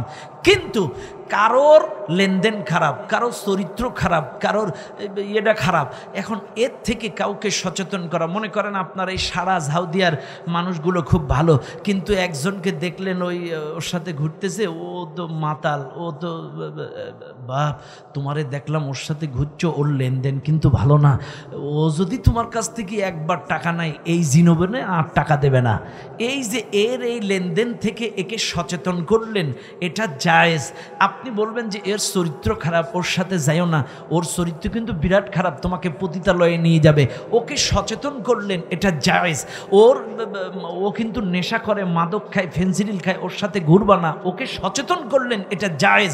আপনারা বলেন কিয়ামত পর্যন্ত ফেরাউনের দোষ ত্রুটি কর্মকাণ্ড থেকে জাতিকে সচেতন করা জায়েজ, গীবত না। নমরুদের দোষ ত্রুটি কর্মকাণ্ড থেকে জাতিকে সচেতন করা জায়েজ, গীবত না। ফিরাউনের দোষ ত্রুটি থেকে কিয়ামত পর্যন্ত জাতিকে সচেতন করা জায়েজ, গীবত না। আবু জেহেলের দোষ ত্রুটি কর্মকাণ্ড পাতানো ফাঁদ থেকে জাতিকে বাঁচানো জায়েজ, এটা গীবত না। বর্তমানেও 16টা বছর যে জুলুম নির্যাতনার নাটক করে ইসলামী আন্দোলনের এবং আলেম উলামা মসজিদ মাদ্রাসার উপরে যে জুলুম করেছে, এই জাতির এই জালেমদের সাজানো নাটক আর ওদের ফাঁদ থেকে জাতিকে বাঁচানো জায়েজ, এটা গীবত নয়, এটা গীবত নয়। এদের সাজানো নাটক, এদের সাজানো ফাঁদ, আপনারা জানেন আজকে কত বড় ফাঁদ তারা করেছিল। আজকে 30 তারিখ 1700 গেরিলা তারা রেডি করেছিল, আজকের হামলা চালাবে, সশস্ত্র হামলা। চোখ কান খোলা রাখবেন, খালি রিল ভিডিও আর টিকটক দিকে সময় নষ্ট করবেন না। এই স্বাধীনতা কিন্তু তোমাকে ভোগ করতে দিবে না। দেশি জালেম, বিদেশি জালেম চতুর্মুখী ষড়যন্ত্র চালাচ্ছে এখনো পর্যন্ত এই দেশটাকে অস্থির করে তোলার জন্য। আজকে দেখেন ইসকনের ষড়যন্ত্রের দিকে তাকান, রাগ করবেন না আমার কথায়, একটু খেয়াল করে দেখেন, একটু খেয়াল করে দেখেন। এই যে ইসকন এরা খালি বলতেছে এই সব কিছুর মূল হচ্ছে মামুরা। আমাদের দেশে কি হচ্ছে না হচ্ছে, আমার বাস্তব কথা বলছি। আমার এলাকায় প্রথম থানা 1 নম্বর আসন যেটা কলারোয়া, তালা কলারোয়া আসন, এই আসনের এক ভাইস চেয়ারম্যান ছিল, এত দুর্নীতিবাজ, লক্ষ লক্ষ কোটি টাকা কামাইছে। এ সরকারি জায়গা দখল করে একটা চাইনিজ রেস্টুরেন্ট বানাইছিল। সেই রেস্টুরেন্টটা কিছুটা মন্দির আকারের। কি আকারে? মন্দিরের কায়দায়। আপনারা ইউটিউবে সার্চ দিলেও টের পাবেন। শাহেন শাহ এই ভাইস চেয়ারম্যানের নাম। এর এই মন্দির আকারের তার এই রেস্টুরেন্টটা, এখন উৎসুক জনতা 5ই আগস্টের পরে তার ওই রেস্টুরেন্ট জ্বালাই দিছে, দুর্নীতির টাকা। এখন রিপাবলিক বাংলা, ইন্ডিয়ার চ্যানেল, ওরা প্রচার করছে এরা সব মন্দির জ্বালায় দিচ্ছে। এই যে অ্যাডভোকেট সাইফুল ইসলাম আলিফ হত্যা হলো, ভারতের চ্যানেলগুলো প্রচার করছে চিন্ময় কৃতদাসের আইনজীবীকে হত্যা করেছে। আশ্চর্য হয়ে যাবেন আপনারা। একটু খবর টবর দেখবেন, বিদেশি খবর একটু চেক করবেন, ওরা সব চ্যানেলে প্রচার করছে এটা চিন্ময় কৃতদাসের আইনজীবী। সম্পূর্ণ উল্টা। আমরা নাকি সংখ্যালঘুদের উপরে হামলা চালাচ্ছি, কিন্তু আমি বলতে চাই তোমরা রিপাবলিক বাংলা বলো, আর এবিবিএন চ্যানেল বলো, এসবিএন চ্যানেল বলো, যতগুলো চ্যানেল তোমাদের আছে, তোমরা সরেজমিনে বাংলাদেশে আসো, তোমরা তদন্ত করো। আমরা কোনো সংখ্যালঘুকে আক্রমণ করি না। তোমাদের দেশের হিন্দুরাও এতটা নিরাপদ না যতটা নিরাপদ এই দেশের হিন্দুরা। 5ই আগস্টের পরে আমরা সারা রাত তাদের হিন্দুদের বাড়ি ঘরদর মন্দির পাহারা দিয়েছি। 5ই আগস্টের পরে এদেশের মসজিদের ইমামেরা, মাদ্রাসার ছাত্ররা তাদের মন্দির পাহারা দিয়েছে যাতে কোনো রকম আঘাত না আসে। অথচ আজকে তারা প্রচার করছে আমরা নাকি হামলা চালাচ্ছি। কাজী ইসকনের সদস্যদেরকে বলবো, হিন্দু সনাতন ধর্মী ভাইদেরকে বলবো, আপনাদের সাথে কোনো ধর্মের সাথে আমাদের দ্বন্দ্ব নাই, কিন্তু এই দেশ সোনার বাংলাদেশ, 90% মুসলমানের দেশে 5% হিন্দু যদি বাড়াবাড়ি করো, এই দেশে দাদাগিরি খাটানোর চেষ্টা করো, সেটা কিন্তু আমরা মেনে নেব না। 5% হিন্দু, 90% মুসলমান, তোমরা যদি দাদাগিরি করো আমরা সেটা ছেড়ে দেব না। শোনো, যার ধর্ম তার কাছে, তোমরা তোমাদের মতো মসজিদের পাশে মন্দিরে বাজনা বাজাচ্ছ, সব চালাচ্ছ, আমাদের কোনো অভিযোগ নাই, যার ধর্ম তার কাছে। কিন্তু এই সোনার বাংলাদেশে কোনো সন্ত্রাস, কোনো জঙ্গিবাদের ঠাঁই হবে না। এরা যে প্রকৃত অর্থে জঙ্গি তার বাস্তব প্রমাণ আদালত প্রাঙ্গণে সাইফুল ইসলাম আলিফকে প্রকাশ্যে জবাই করে হত্যা করলো, তার বাস্তব প্রমাণ তার কিছুদিন আগে চট্টগ্রামের পাহাড়ের মধ্যে ইসকনের কয়েকটা সদস্য মিলে এক বন্ধু আর এক বন্ধুকে জবাই করে তাদের গোশ সরাসরি রান্না করে ভুনা করে লাইভে এসে খাইছে। আপনারা দেখছেন না? তারা লাইভে এসে এক বন্ধু আর এক বন্ধুর গোশ খাইছে। এরাও কিন্তু ইসকনের সদস্য ছিল। আর এই ইসকনের জন্ম কোন জায়গায়? ইসকনের জন্ম কিন্তু ভারতে না, শুনে নেন, ইসকনের জন্ম কিন্তু ওই আমেরিকায়। ইসকনের জন্ম 1966 সালে। 1966 সাল থেকে এই পর্যন্ত বিভিন্ন দেশে তারা অপ্রীতিকর ঘটনা ঘটায়, ফাসাদ সৃষ্টি করে, উগ্রবাদী, সন্ত্রাসী, জঙ্গিবাদী কর্মকাণ্ড তারা চালায় যায়। আজকে চীনে এই উগ্রবাদী, সন্ত্রাসী, জঙ্গিবাদীর কারণে চীন তাদেরকে নিষিদ্ধ করেছে, মালয়েশিয়া তাদেরকে নিষিদ্ধ করেছে, তুরস্ক তাদেরকে নিষিদ্ধ করেছে, অসংখ্য দেশে তাদের কর্মকাণ্ড নিষিদ্ধ আছে। চাইলে এই বাংলাদেশে কেন হিজবুত তাহরিক যদি নিষিদ্ধ হতে পারে, বাংলা ভাইরা যদি ধরা খাইতে পারে, সন্ত্রাস জঙ্গি বাংলা ভাই যদি ধরা খেতে পারে, হিজবুত তাহরিক যদি ধরা খেতে পারে, এই দেশে সন্ত্রাস জঙ্গিবাদ যদি ধরা খেতে পারে, চাইলে কেন এই ইসকনকে নিষিদ্ধ করা হবে না? কাজী বলবো, আপনারা আপনাদের ধর্ম পালন করেন, আমাদের কোনো আপত্তি নাই, কিন্তু ওই কুচক্করি মহলের ফাঁদে পড়ে পা দিয়ে আপনারা নাচানাচি করবেন না। কথা কন ঠিক না বেঠিক? কাজে মনে রাখবেন, এদেশ আমার, এদেশ আপনার, এদেশ সবার। আমরা সবাই মিলে এই দেশটাকে সুন্দর করে গড়ে তুলব। কথা বলেন ঠিক না বেঠিক? বাইরে আজকে অনেক সুশীল মুনাফেক আছে আমাদের দেশে, এরা বলে এর সেইটি ওরাই ভালো ছিল। ওরে বাপ্পা, তোমার লজ্জা করে না? তুমি ব্যাংকে গেলে তোমার 5,000 টাকা দিতে পারে না, লজ্জা করে না? 5,000 টাকা ব্যাংকের ম্যানেজারেরা দিতে পারে না, পাও ধরে। 3,000 টাকা দিতে পারে না, ব্যাংকের নাম বলবো না, ব্যাংকগুলোর ব্যাংকের ম্যানেজারেরা পাও ধরে জড়ায় ধরতেছে, টাকা দিতে পারছে না। তুমি কপাল পোড়া, তোমার চোখে পড়ে না 11 লক্ষ কোটি টাকা পাচার করেছে এই 16 বছরে। আজকের মরিচের কেজি তুমি দেখতেছো কত টাকা? বলে 400 টাকা মরিচের কেজি। এই গত বছরে যে তোর 1600 টাকা কেজি ছিল, 1000 টাকা কেজি ছিল গত বছরে। আর আপনারা এখানে যারা আছেন সবাই জানেন, 30 বছরের ইতিহাসে এত বেশি বৃষ্টি কখনো হয়নি যত বৃষ্টি এই বছরে হয়েছে। একা তো মামুদের পানি, তারপরে আকাশের পানি, চতুর্মুখী পানিতে ফসলি জমিগুলো সব ডোবা, উৎপাদন কম হচ্ছে। তোমাদের চোখে এগুলো পড়ে না? না, আল্লাহ যা করে ভালোর জন্য করে। সমসাময়িক একজন অন্তর্বর্তীকালীন সরকার আমাদের কপালে আল্লাহ দিয়েছে। যদি ইউনুস কাকু না হয়ে অন্য কেউ হয়তো এই টালমাটাল দেশ সামলানো অতটা সহজ ছিল না।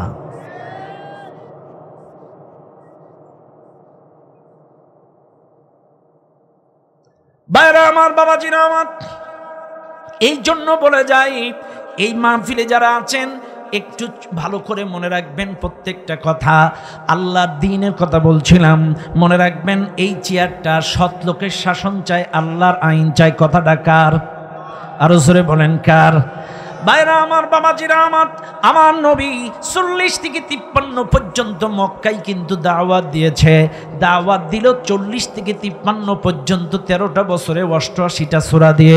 88টা সূরা দিয়ে মক্কার সুদ ঘুষ শিরক বিদআত কুফরি পরিবর্তন করতে পারে নাই, কোনো আইন পরিবর্তন করতে পারে নাই।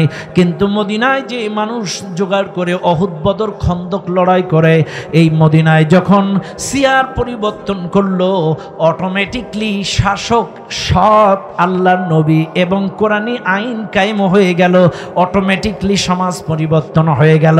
তাইলে আমরা বুঝলাম সৎ শাসক আর আল্লাহর আইন ছাড়া সমাজ পরিবর্তন হয় নাই। আজকেও বাংলাদেশের মানুষকে বলে যায় শুধুমাত্র আল্লাহর আইন থাকলে চলবে না, সৎ শাসক আর আল্লাহর আইন একত্রিত হওয়া লাগবে। আল্লাহর কোরআন বলেন ওয়াকাতিলু ফি সাবিলিল্লাহ, আল্লাহর রাস্তায় লড়াই করো। আল্লাযীনা ইউকাতিলুনাকুম, যারা তোমাদের বিরুদ্ধে লড়াই করে। এই মাহফিলে যারা আছেন একটু ভালো করে বুঝবেন, ইমানদারেরা আল্লাহর রাস্তায় লড়াই করে আল্লাহর আইনের জন্য, আল্লাহর দ্বীন প্রতিষ্ঠার জন্য, কোরআনী শাসন প্রতিষ্ঠার জন্য ইমানদারেরা লড়াই করে। এই মাহফিলে যারা আছেন একটু ভালো করে খেয়াল করেন, ইমানদারেরা এই জমিনে কোরআনী শাসন প্রতিষ্ঠার জন্য লড়াই করে। আর এই লড়াইয়ের পথে যারা বাধা দিবে, আল্লাহ বলছেন তাদের বিরুদ্ধে লড়াই করো। আল্লাযীনা ইউকাতিলুনাকুম, তাদের বিরুদ্ধে লড়াই করো যারা তোমাদের বিরুদ্ধে লড়াই করে।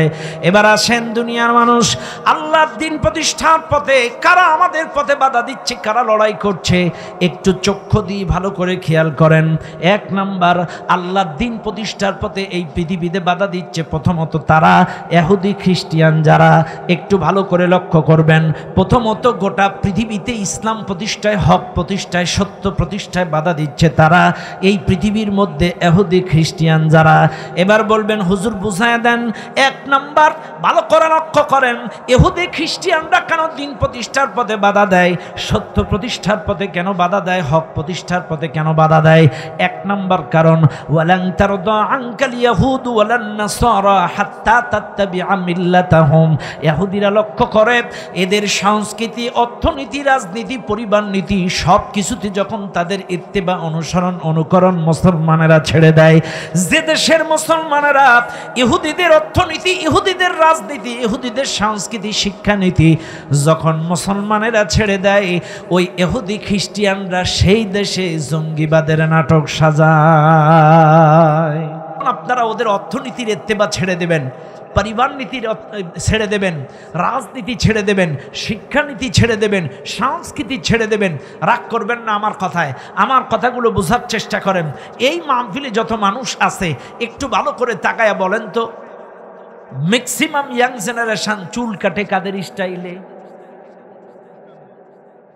আমার কথা অসন্তুষ্ট হইেন না, আমি খালি ধরায়া দিচ্ছি, একটু মিলাইয়ে নেবেন, কথাগুলো মিলাইয়ে নেবেন কোরআন হাদিস দিয়ে। আমি শুধু বলেছি কোরআন হাদিস দিয়ে ইহুদিরা বিরোধিতা করে তখন, ইত্তেবাই ওদের যখন ছেড়ে দিবেন, অনুসরণ ছেড়ে দিবেন যখন। এইবার আসেন, আমাদের দেশে যতগুলা সেলুন আছে সব সেলুনে দেখবেন কোনো মুসলিমের চুল কাটার স্টাইল নেই, বিভিন্ন ইহুদি খ্রিস্টান গায়ক, গায়িকা, নায়ক, নায়িকার চুল কাটার ছবি সব টাঙানো থাকে। আর আমার মুসলমানের সন্তানেরা যে ওই 16 নাম্বারটা দাও, এই মাঝখান দিয়ে চুল আছে, চতুর্দিকে নাই, টোটাল দাড়ি কেটে এসে রবিন হুড।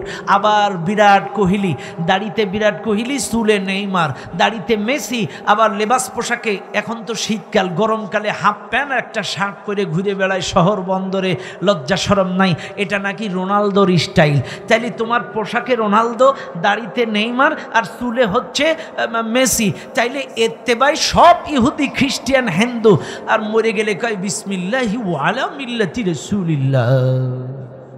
ওরে বাটপার, কথা বলেন, আমার কথা অসন্তুষ্ট হয় না, প্রত্যেকটা কথা বোঝার চেষ্টা করেন। আমার দাড়িতে রাসূলের সুন্নাহ নেই, আমার চুলে রাসূলের সুন্নাহ নেই, আমার লেবাসে রাসূলের সুন্নাহ নেই, আমার কোন জায়গায় রাসূলের ইত্তেবা নাই, আর মরে গেলে বলে বিসমিল্লাহি ওয়া আলা মিল্লাতি রাসূলিল্লাহ। এই যেই হুজুরগুলো এগুলো পড়বে, এই হুজুরগুলোরে আগে বানাবেন। কথা ঠিক না? খেয়াল করেন মুসলমানেরা, আজকে দেখেন আমাদের দেশের এই 16 বছরে সব যত বই ছাপানো হতো সব মামুদের দেশ থেকে।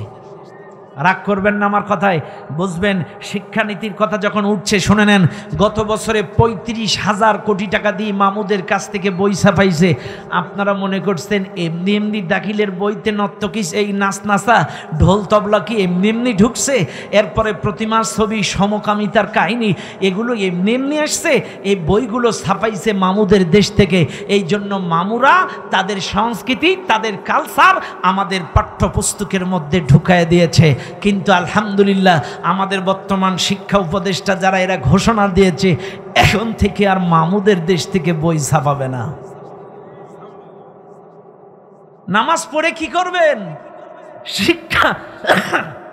শিক্ষানীতি যদি মামুদের স্টাইলে চলে, খালি মনে করবেন জিকির করে জান্নাতে চলে যাব, অথচ শিক্ষানীতি মামুদের স্টাইলে, সমকামিতা, প্রতিমা, নায়িকা, নর্তকী, ঢোল তবলা, ছবি শিক্ষা ব্যবস্থার মধ্যে, আর আপনি খালি বাড়ি এসে জিকির করবেন ইল্লিল্লিল্লিল্লাহ। চোখ কান খোলা রাখবেন। চাইলে শিক্ষানীতিতে মামুদের অনুসরণ ছিল, মামুদের ইত্তেবা ছিল। আপনি সব দিকে তাকান, এদের ইত্তেবা যখন ছেড়ে দিবেন, ইহুদি খ্রিস্টান ওরা যখন এই যে আমাদের জঙ্গিবাদের নাটক সাজাবে, তাকান 16টা বছর এই দেশে জঙ্গিবাদের নাটক সাজাইছে ওই ইহুদি খ্রিস্টান মামুরা। আপনারা তাকান, জঙ্গিবাদের নাটক করে মুফতি হারুন ইজারকে গ্রেপ্তার করলো, জঙ্গিবাদের নাটক করে গ্রেপ্তার করলো আমির হামজাকে। আমির হামজার দোষ কি ছিল? আমির হামজার ওয়াজ শুনে একটা যুবক উদ্বুদ্ধ হয়ে কাশি, ধান কাটা কাশি দিয়ে সংসদ ভাঙতে আসছে। কথা বুঝেন নাই? ধান কাটা কাশি দিয়ে সংসদ ভাঙতে আসছে, এ শুনলেও লজ্জা করে। কথা কন ভাইরা আমার, বাবাজিরা আমার, এই জঙ্গি নাটক করে মুফতি জসিমউদ্দিন রহমানীকে গ্রেপ্তার করলো, জঙ্গি নাটক করে রফিকুল ইসলাম মাদানীকে গ্রেপ্তার করলো, জঙ্গি নাটক করে মামুনুল হককে গ্রেপ্তার করলো, জঙ্গিবাদের নাটক করে জুনাইদ বাবুনগরীকে গ্রেপ্তার করলো, জঙ্গিবাদের নাটক করে কত মানুষকে গ্রেপ্তার করলো। আমাদের আমিরে জামাতের ছেলেকেও চট্টগ্রাম থেকে জঙ্গিবাদের নাটক দিয়ে গ্রেপ্তার করলো। আমাদের কোরআনের পাখিটাকে 13টা বছর মিথ্যা মামলা দিয়ে ধুকে রেখে পরিকল্পিত সর্বশেষ তাকে হত্যা করলো। কারণ জালেমেরা চিন্তা করেছিল, যদি এই কোরআনের পাখি জীবিত থাকে আর কোন কায়দায় যদি বের হয়ে যায়, পরবর্তী বাংলাদেশের প্রধানমন্ত্রী সে। এজন্য পরিকল্পিতভাবে তাকে হত্যা করেছে এই জালেমের দল। কাজে মনে রাখবেন, আজকের এতটা সোজা না। খেয়াল করবেন, ইহুদি খ্রিস্টানদের ষড়যন্ত্র এখনো শেষ হয় নাই। তবে এখন কিন্তু আর জঙ্গিবাদের নাটক বাংলাদেশে নাই। তবে আপনারা তাকান, ইরাকের দিকে তাকান। ইরাক যখন ইত্তেবা অনুকরণ ছেড়ে দিল, ইরাকে জঙ্গিবাদের নাটক করে তছনছ করে দিয়ে ইরাকের সাদ্দামটাকে পরিকল্পিতভাবে হত্যা করলো।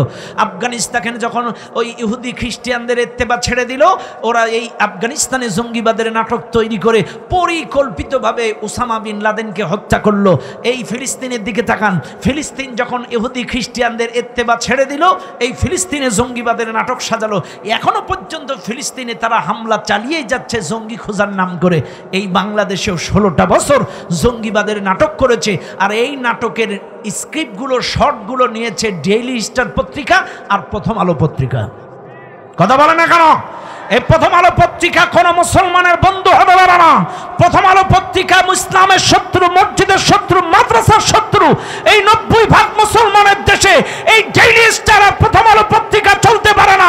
মুসলমানেরা ওদের পত্রিকা তো পড়া তো দূরে থাক, ঈমান যদি আপনার মধ্যে থাকে, ওই প্রথম আলো পত্রিকা দিয়ে টিস্যুও ব্যবহার করবেন না। এই প্রথম আলো পত্রিকা এরা জঙ্গি নাটক খেলেছে। এই নাটকগুলো তৈরি করে ছবি তুলে ক্যামেরায় বিদেশি মামুদের কাছে দিত। মামুরা দেখো, এরা সব জঙ্গিবাদী, উগ্রবাদী, সন্ত্রাস। আর এই উগ্রবাদী মৌলবাদীদেরকে থামাইতে গেলে এই খুনি সরকার ছাড়া বাইরে না। এই সব কিন্তু জঙ্গিবাদের নাটকের কারণে। শোনেন আজকের কথাগুলো ভালো করে ভাইরা আমার, এইবার লক্ষ্য করেন। তাইলে 1 নম্বর ইসলাম প্রতিষ্ঠায় গোটা পৃথিবীতে বাধা দিয়েছে ইহুদি খ্রিস্টানেরা। 2 নম্বর বাধা দিয়েছে কারা? দুই নম্বর আল্লাহর পথে, দ্বীনের পথে, হকের পথে, সত্যের পথে, দ্বীন প্রতিষ্ঠার পথে বাধা দিয়েছে তারা। এই দেশের মধ্যে দুই নম্বরে মুসলমান লেবাসদারি টুপিদারি মুনাফিক যারা, আসতে বলেন, আরো আসতে বলেন, এই মুসলমান টুপিদারি লেবাসদারি মুসলমান মুনাফিক যারা, এরাই কিন্তু ইসলামের পথে, আল্লাহর পথে, কোরআন প্রতিষ্ঠার পথে সবচাইতে বেশি বাধা দিয়েছে।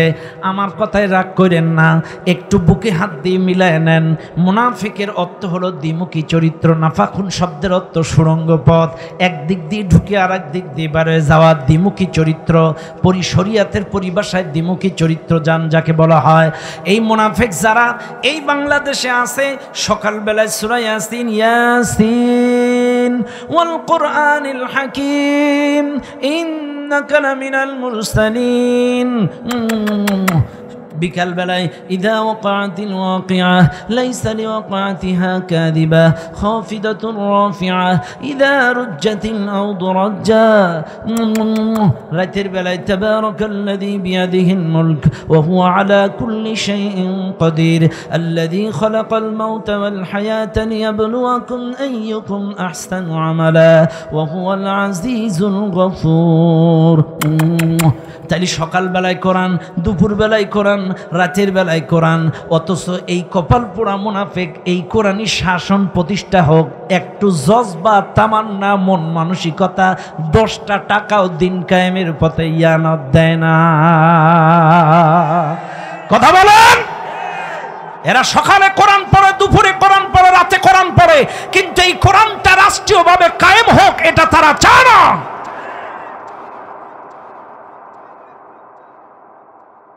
ওরে মুনাফিক যায়নি, আসেন না, আমি চিনাই দিচ্ছি, একটু ধরেন, খালি খালি ধরেন।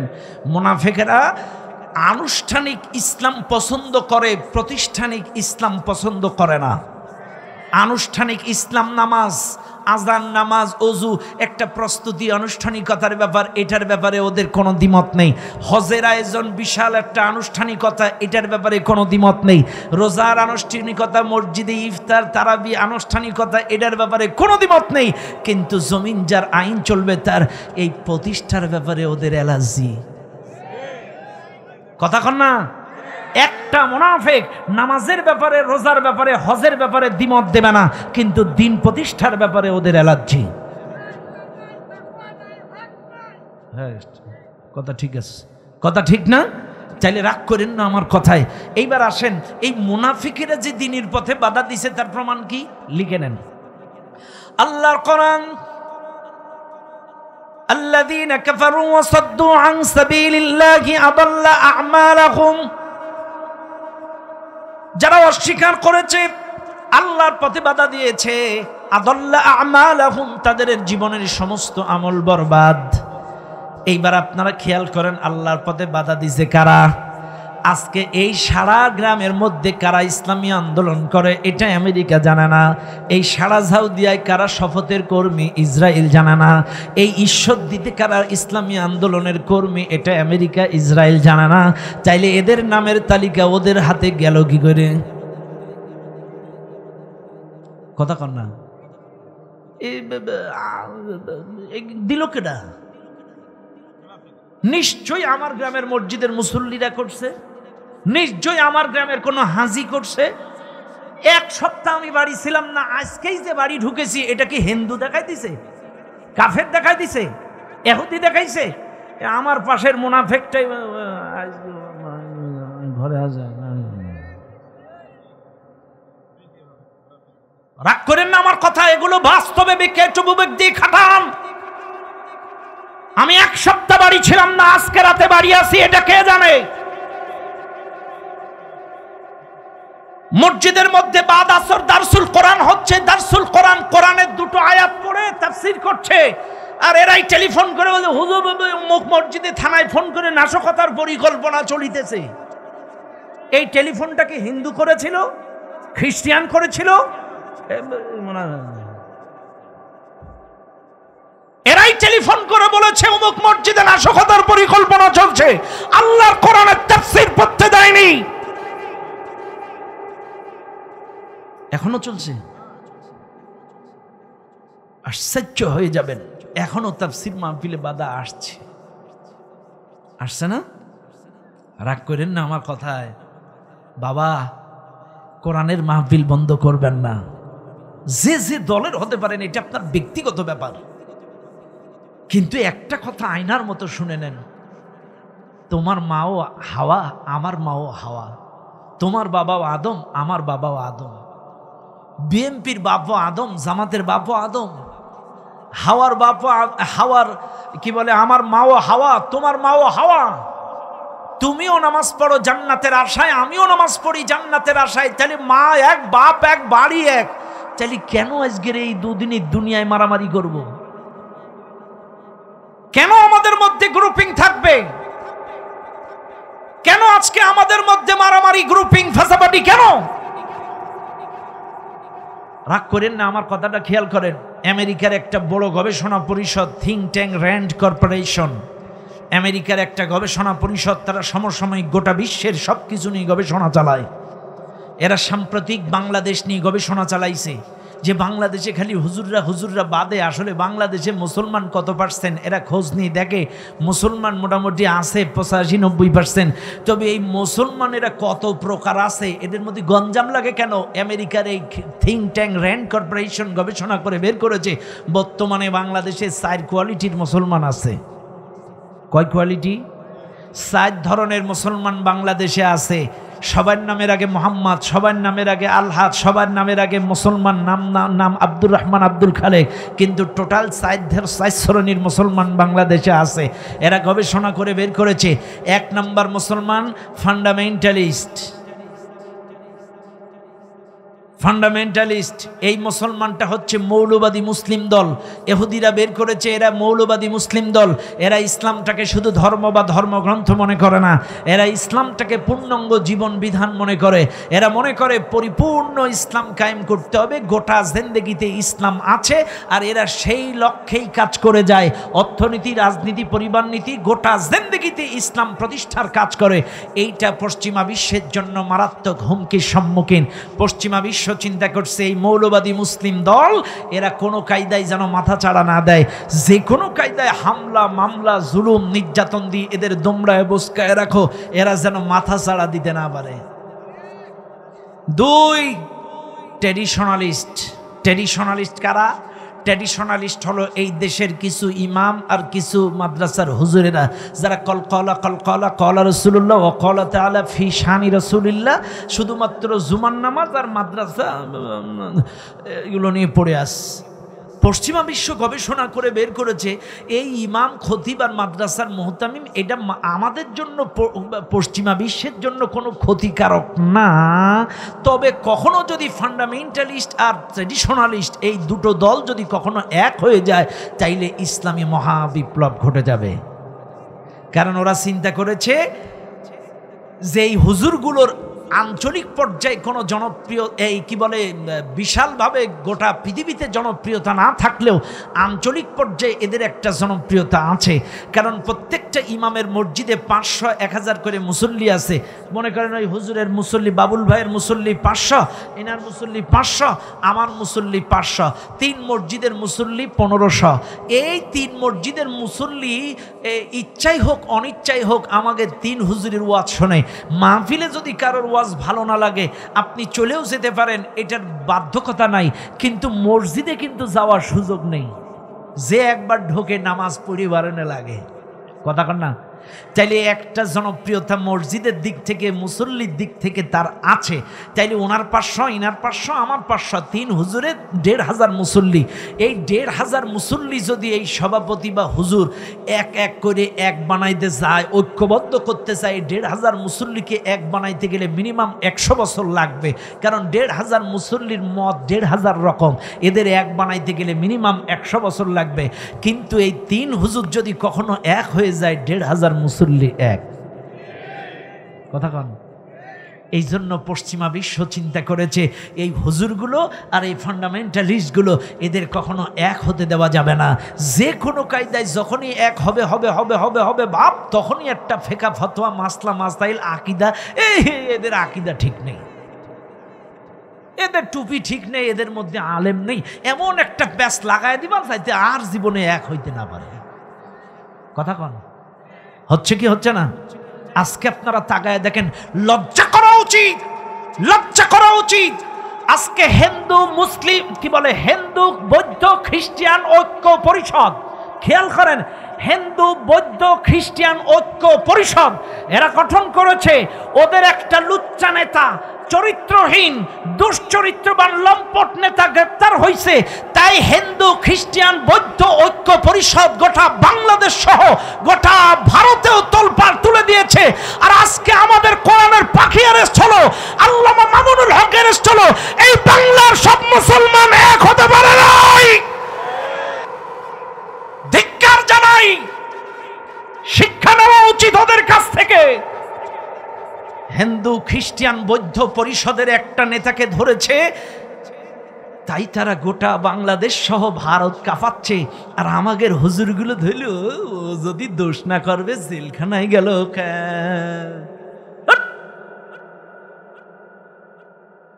আমাদেরকেও এক হতে হবে। কে আলিয়া, কে কওমিয়া, কে খারিজিয়া, কে আহলে হাদিস, কে হানাফি জানি না, আমাদেরকে শিক্ষা নিতে হবে, আমাদেরকে এক হতে হবে। আমরা যদি আলিয়া, কওমিয়া, খারিজি, হানাফি, আহলে হাদিস সকল মুসলমানগুলো যদি এক হতে পারি, আল্লাহর কসম ভারত কেন আমেরিকাও আমাদের দিকে চোখ তুলে রাঙাতে পারবে না।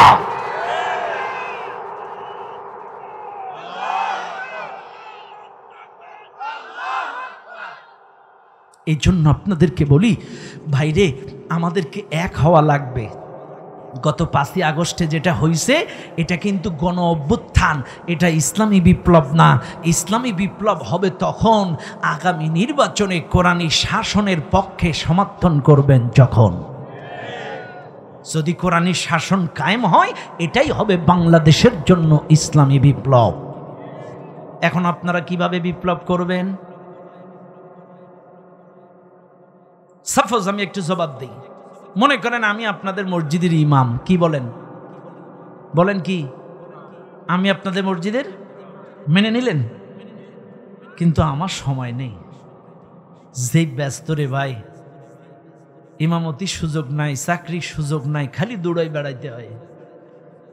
এই দৌড়ের পরে আজকে এখানে করছি, কালকে আবার পঞ্চগড়, এমাতা ওমাতা। যাই হোক, আমার ক্রেডিট ব্যক্তিগত এর জন্য আমি বলছি না, বোঝানোর জন্য বলছি। আমি আপনাদের ইমাম, এতগুলো হুজুর আছে, তারপরেও সাময়িক কিছুক্ষণের জন্য একটা ওয়াক্ত পড়াতে দেন। এই মাগরিবের নামাজও আমি পড়াইছি, বুঝছেন? মাগরিবের নামাজ আমি যখন সাতক্ষীরা থেকে আসতেছিলাম, কুষ্টিয়ার একটু আগে এই জায়গায় যে আমি উজু করছি, উজু টুজু করে মোটামুটি রেডি হচ্ছি, ভেতর থেকে খালি বলছে, হুজুর তাড়াতাড়ি আসেন, তাড়াতাড়ি আসেন। আরে এরা তো খুব ভালো, একজন বাইরের মুসল্লির জন্য এরা লেট করছে, জামাত শুরু করছে না, বাহ এরা তো খুব ভালো। ভেতরে যেই বলছে, হুজুর সে বর্ষা পড়তেছে, আমাকে ইমাম আসেনি, আমাকে ইমাম আসেনি, আপনি নামাজটা পড়ান। ও ঠিক আছে, এবার আসেন, আমি এখন নামাজ পড়াচ্ছি, আপনি আমার মুসল্লি খেয়াল করেন। আল্লাহু আকবার, আলহামদুলিল্লাহি রাব্বিল আলামিন, الرحمن الرحيم، إياك نعبد وإياك نستعين، اهدنا الصراط المستقيم، صراط الذين أنعمت عليهم غير المغضوب عليهم ولا الضالين।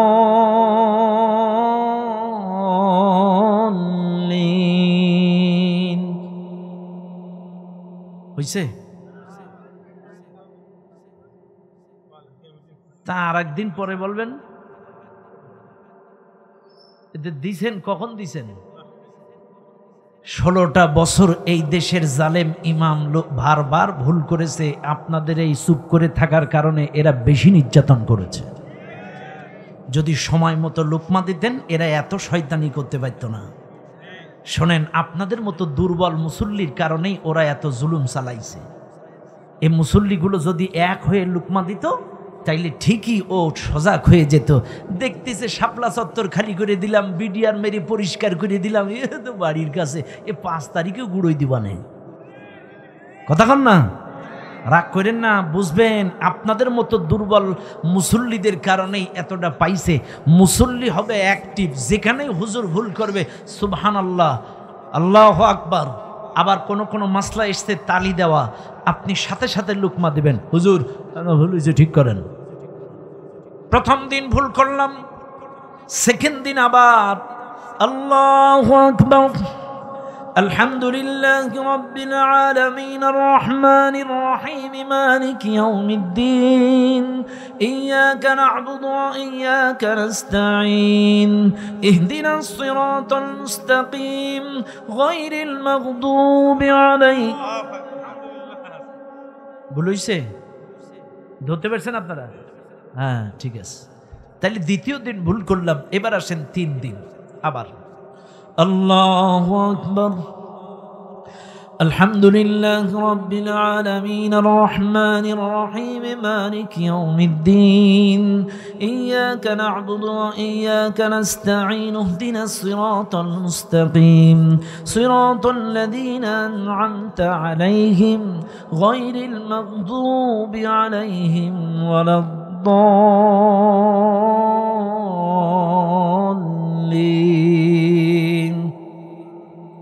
قل هو الله أحد لم يلد ولم يولد।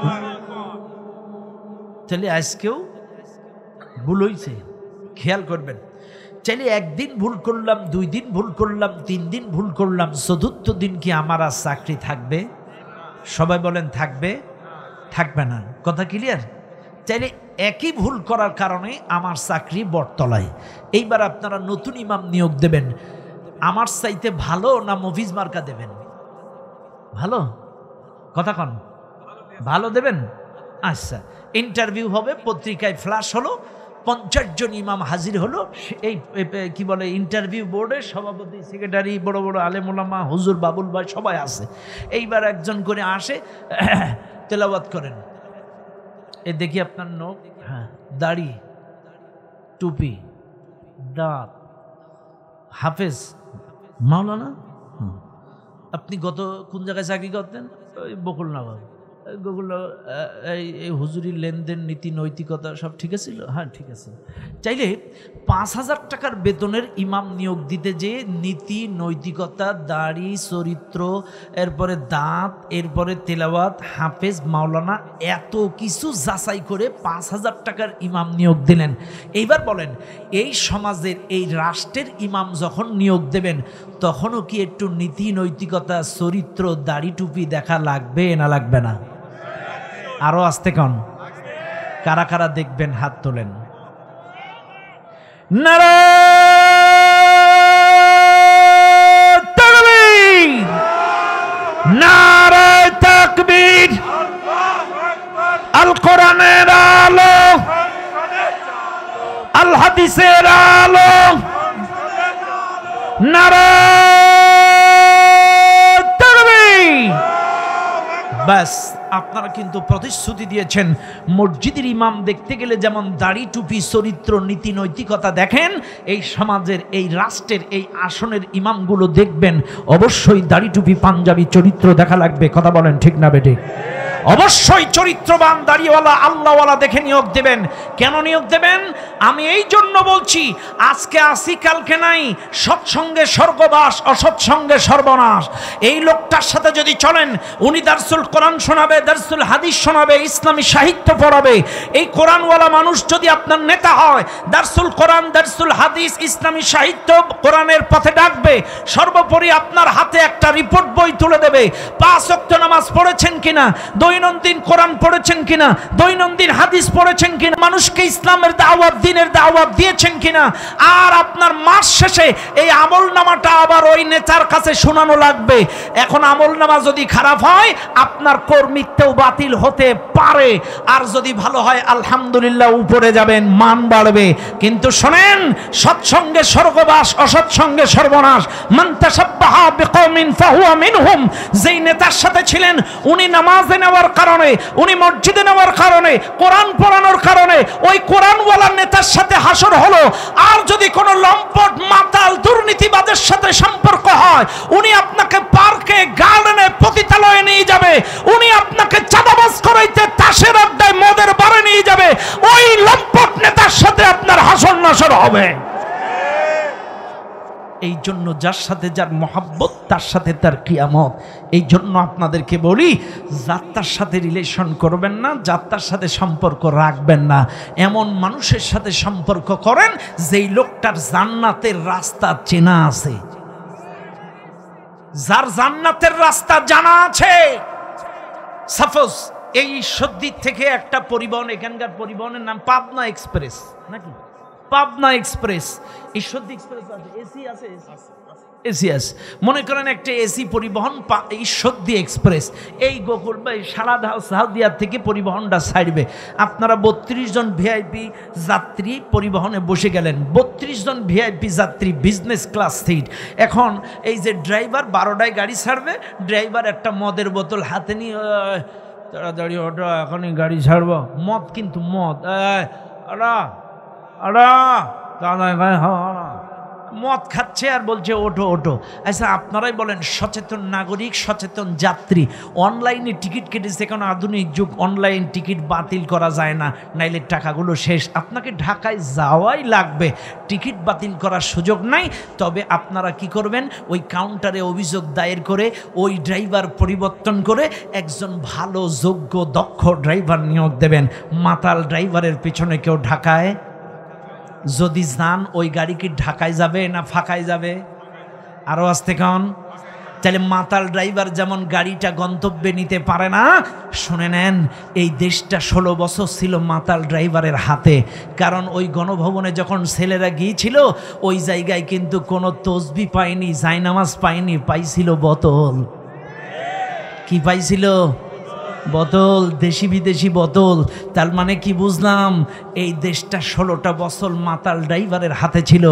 আগামীতে এই দেশের স্টিয়ারিংটা আর কোনো মাতাল ড্রাইভারের হাতে দেওয়া যাবে না।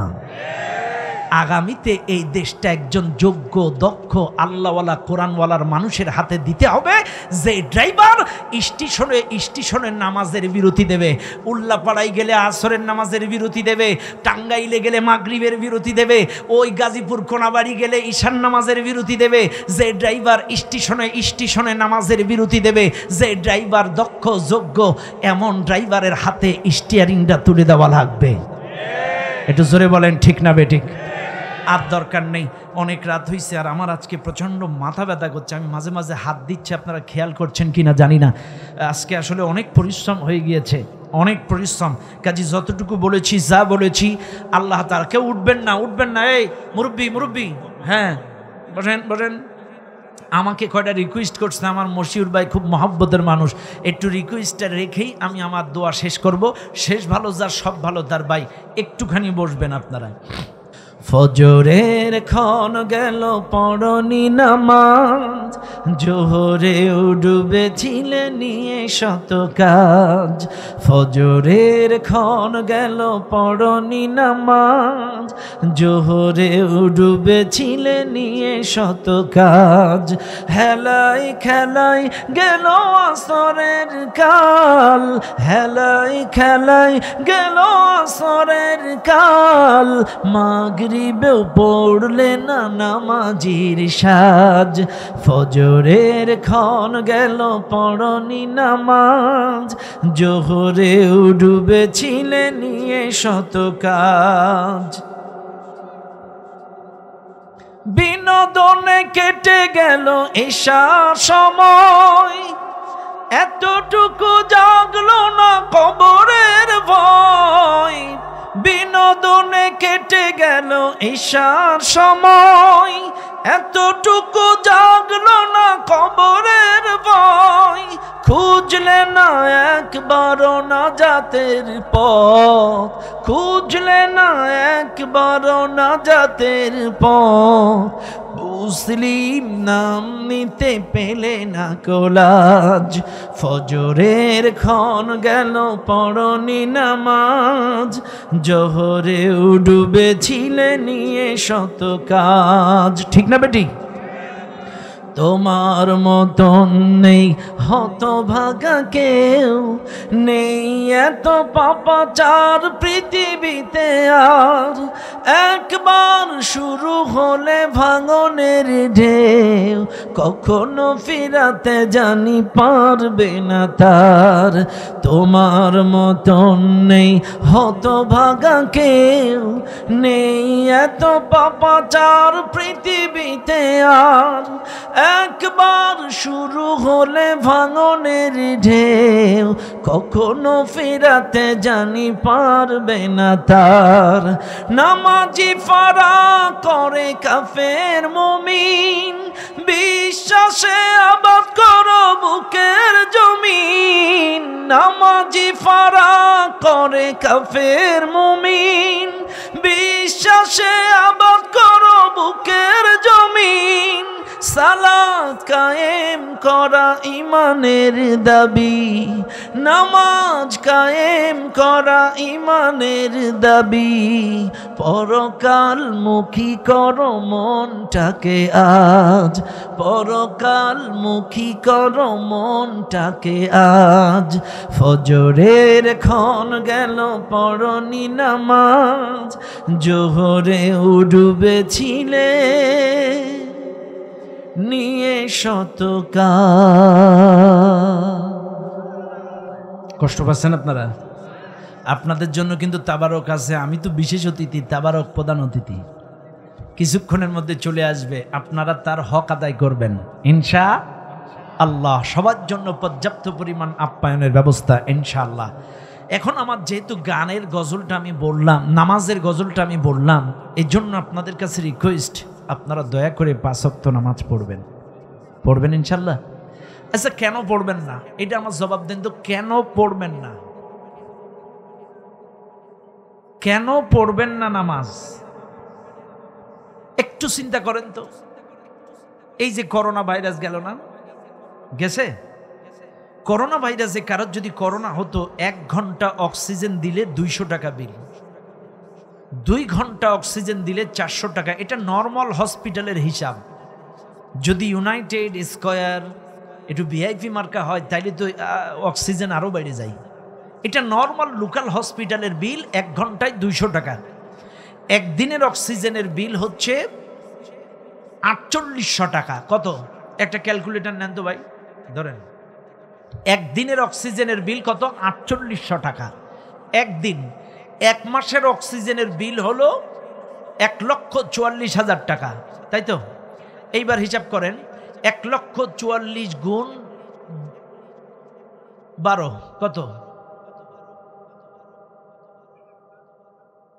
1,72,00,000 টাকা। খেয়াল করেন, এই খেয়াল করেন, 1 মাসের একদিনের 4800 টাকার অক্সিজেন, 1 মাসের 1,44,000 টাকা, 1 বছরের 1,72,00,000 টাকা। এইবার আমি 2 কোটি করে হিসাব করলাম, 72 তো আর অল্প কটা 28 লাখ, এটা আমি 2 কোটি করে ধরলাম। 2 কোটি করে যদি ধরি তাহলে 50 বছরে আপনি খাইছেন কত টাকার অক্সিজেন? 100 কোটি। আচ্ছা, ওই যে মুরব্বী, দাড়ি পাকা মুরব্বী বাজান, চশমা চকি দিয়ে, আপনার বয়স কত? 72। তাইলে 72 দুনো কত? 144 কোটি টাকার অক্সিজেন আমার বাজান বিনামূল্যে খাইছে। আপনাদের কারো 30, কারো 40 বছরে আপনি খাইছেন 80 কোটি। এই 80 কোটি টাকা যদি কিনে কিনে খাইতে হইতো স্কয়ার বা অ্যাপোলো হসপিটাল থেকে, কয়জনা পারতেন? বিনামূল্যে অক্সিজেন খাচ্ছেন, কেন নামাজ পড়বেন না? কেন পড়বেন না? অক্সিজেনের বিল দেওয়া লাগে না? একটু চিন্তা করেন না, কেন নামাজ পড়বেন না? এই যে আপনাদের বাড়ি চুলা জ্বলে না, চুলা, এই মাহফিলে কোনো মানুষ আছেন চুলায় 5 মিনিট হাত রাখতে পারবেন? জ্বলন্ত চুলাই পারবেন? 1 মিনিট, 1 মিনিট পারবেন না? পারবেন। আমার বিশ্বাস আপনাদের কলিজা আছে, পারবেন। 1 মিনিট হাত রাখতে পারবেন? ঈশ্বরদীর মানুষের কলিজা আছে, পারবেন না? আচ্ছা, বাদ দিলাম। তাইলে সামান্য চুলার আগুনে যদি 1টা মিনিট হাত রাখতে না পারেন, 1 ওয়াক্ত নামাজ কাজা করলে তো 2,88,000 বৎসর জাহান্নামের আগুনে জ্বলা লাগবে। সেদিন কি করে সহ্য করবেন? সেদিন কি করে সহ্য করবেন?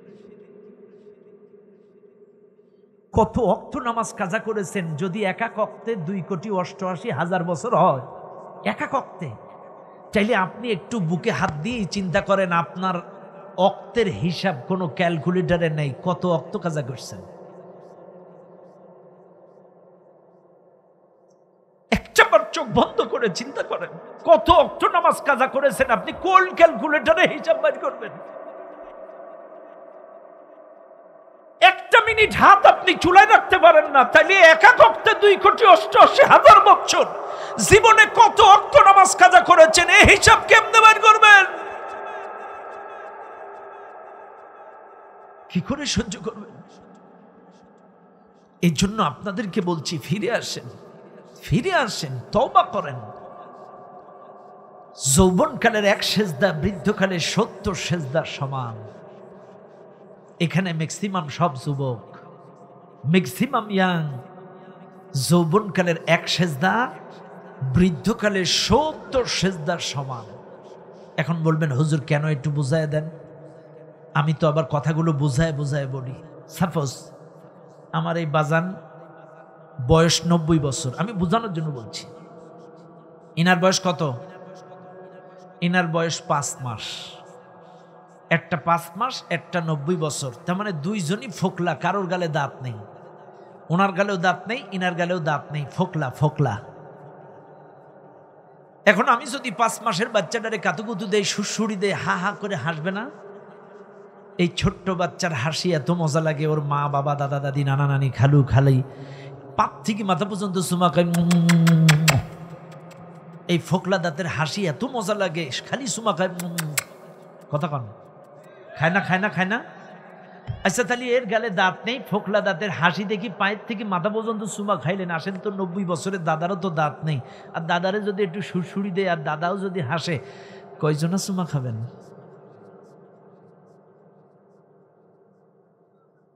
কেন খাবেন না? ওনারও দাঁত নেই, ইনারও দাঁত নেই, এই হাসিটা দেখলে চুমা খাইলেন, আর এই হাসি দেখলে।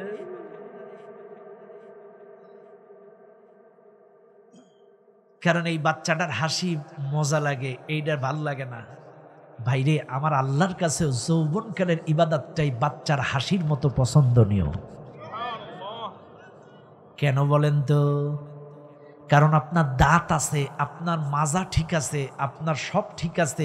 স্ট্রংলি রুকু করবেন, সুবহান রাব্বিয়াল আলা, সুবহান রাব্বিয়াল আযীম।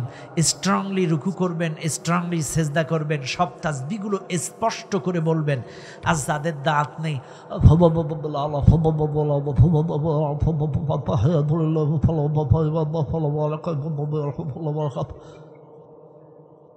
রাগ করেন না, বোঝাচ্ছি। আপনার দাঁত আছে, শক্তি আছে, যৌবন আছে, তাসবিহ স্পষ্ট, রুকু সেজদাও স্পষ্ট, একদম স্ট্রং। আর যাদের দাঁত নাই, মাজাও কেসে কুজু হয়ে মাজা। এখন আসেন, এই জন্যই কিন্তু আল্লাহর কাছে যৌবনকালের ইবাদতটা বেশি পছন্দনীয়। এইবার যাদের গালে দাঁত নেই, আমার মুরব্বীরা মাইন্ড করতে পারে, হুজুর তাইলে আমাদের কি আপনি ক্রিটিসাইজ করলেন না অপমান করলেন? কোনটা করলেন? যে কোনো একটা বলবে যে আপনি কি আমাদেরকে সাইজ করলেন নাকি আমাদেরকে বড় করলেন, কোনটা করলেন, এরকম বলবে। এখন আমার মুরব্বীদের পক্ষেও একটু দলিল দেই, শোনেন। এই ছেলেগুলো যখন চাকরি করে, 40 বছর 50 বছর চাকরি করলে দেখবেন 5টা ছেলে পেলে আছে, চাকরি করার পরে যখন অবসরে যায়, ওই পেনশনের টাকা পায়, বুড়ো বুড়ি পান খায়, কোনো টেনশন নেই। যদি ছেলে পেলে খেতে নাও দেয়, বুড়ো বুড়ির টেনশন নেই, পেনশনের টাকা পায়, দুজন মিলে পান খায়, কোনো টেনশন নাই। আর যাদের চাকরি ছিল না, ওদের বয়সকালে খুব কষ্ট হয়।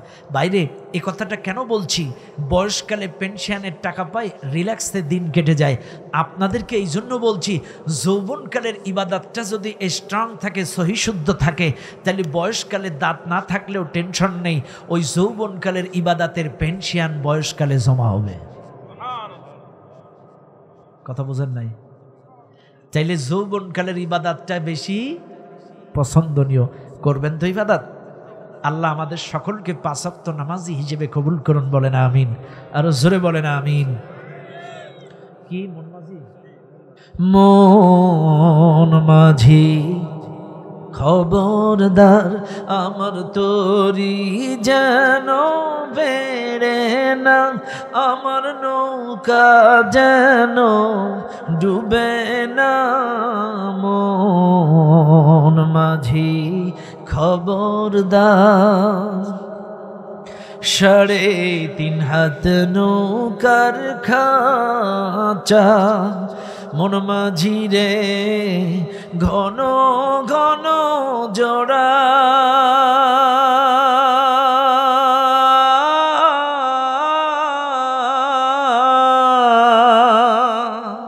সাড়ে তিন বেশি হয়ে গেছে, এটা বোঝে না, হালকা হালকা। 3.5 হাত নৌকার খাঁচা, মন মাঝি রে ঘন ঘন জোড়া।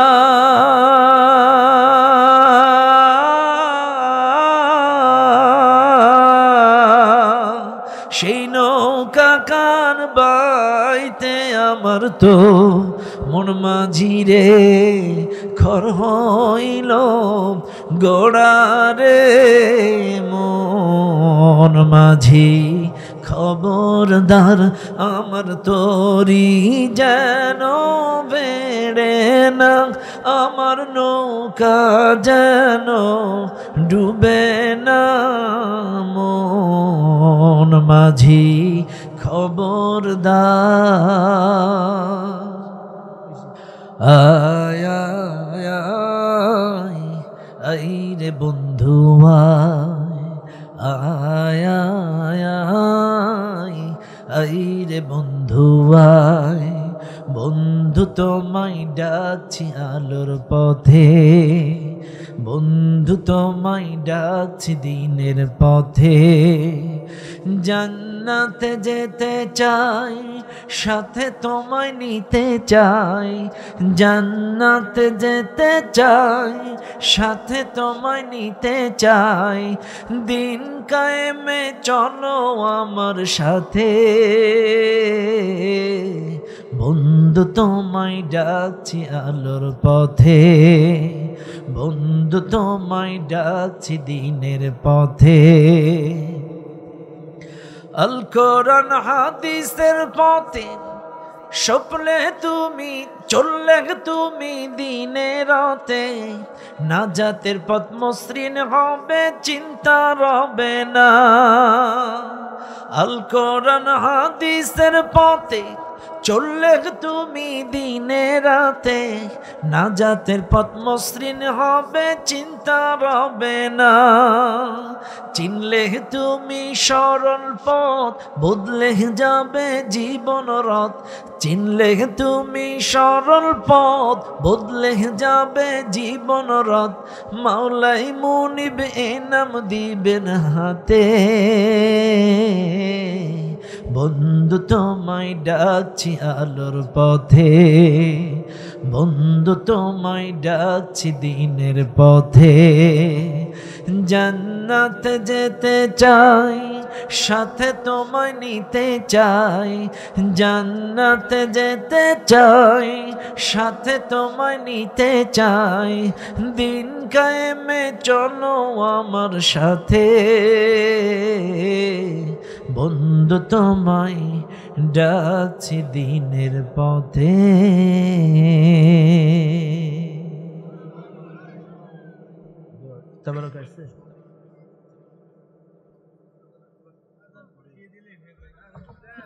রে 16 আনা ভরাই নিবে। একটু লাগাও হালকা করে, বেশি দিবা না, বেশি দিলে জড়াই যায়। হালকা হালকা মারো। লাস্ট অর্ধেক দিছেন দিছেন। হাইয়া আলাস সালাহ,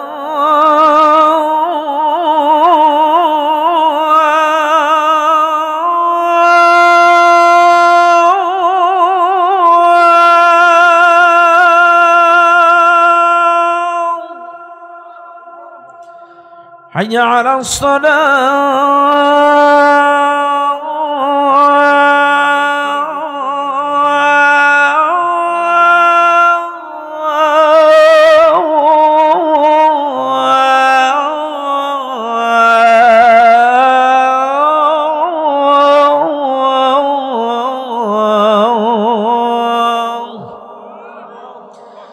حي على الفلاح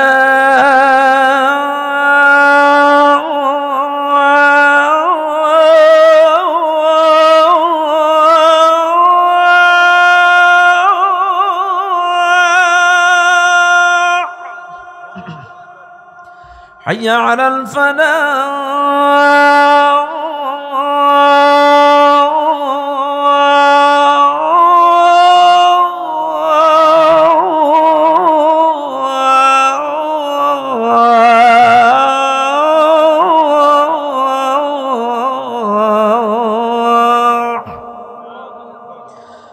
الله أكبر الله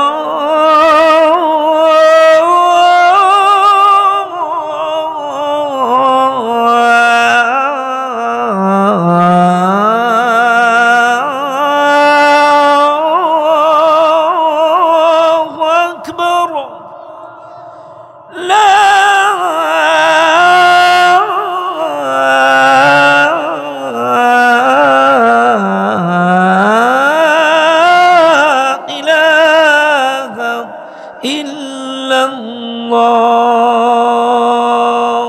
أستغفر الله الذي لا إله إلا هو الحي القيوم وأتوب إليه اللهم صل على محمد وعلى آل محمد كما صليت على إبراهيم وعلى آل إبراهيم إنك حميد مجيد اللهم بارك على محمد وعلى آل محمد كما باركت على إبراهيم وعلى آل إبراهيم إنك حميد مجيد সভাপতি সমাপনী বক্তব্য দিবেন দোয়া করব আলহামদুলিল্লাহ রাব্বিল আলামিন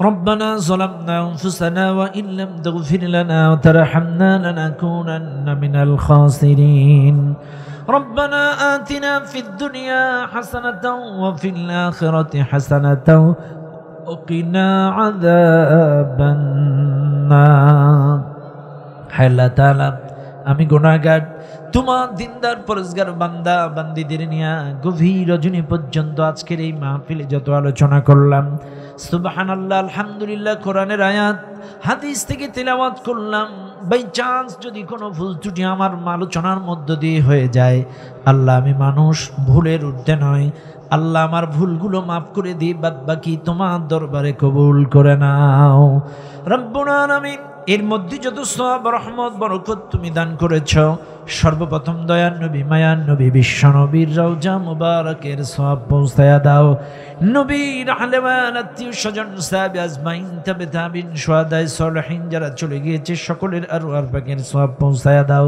तमाम পৃথিবীর নিচে যত হক্কানি পীর মাশায়েখ আলেম উলামা জীবন দিয়ে চলে গিয়েছে সকলের রূহ মুবারকের সওয়াব পৌঁছায়া দাও হায় আল্লাহ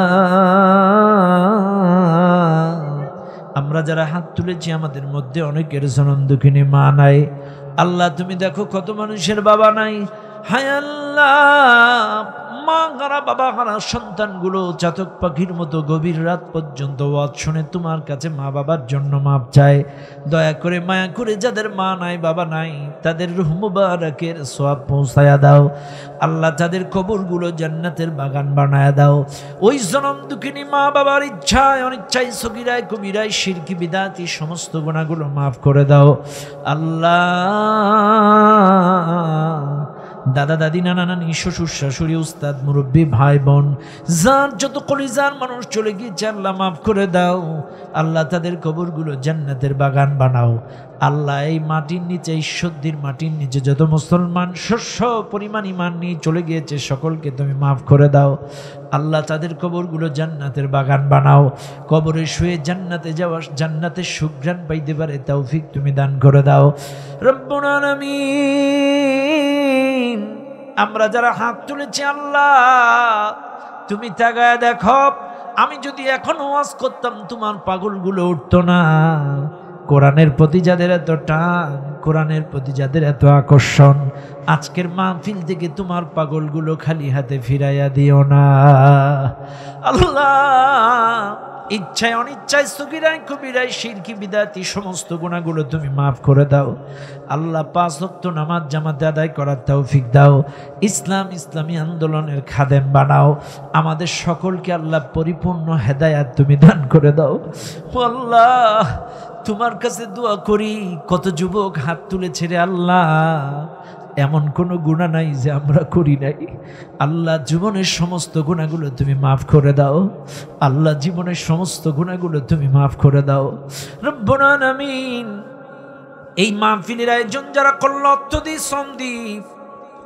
দি শ্রম দি পরামর্শ দি সার্বিকভাবে সহযোগিতা করলো যারা, 500, 1000, 2000, 5000, 10,000, 15,000, 1 bag, 2 bag, 5 bag, 10 bag cement দিল, টাকা দিল, কত সহযোগিতা করলো। আল্লাহ দানগুলো কবুল করে নাও। দানের বদৌলতে তাদের হালাল উপার্জনে বরকত বাড়ায় দাও। দানের বদৌলতে জীবনের গুনাহগুলো মাফ করে দাও। ও আল্লাহ,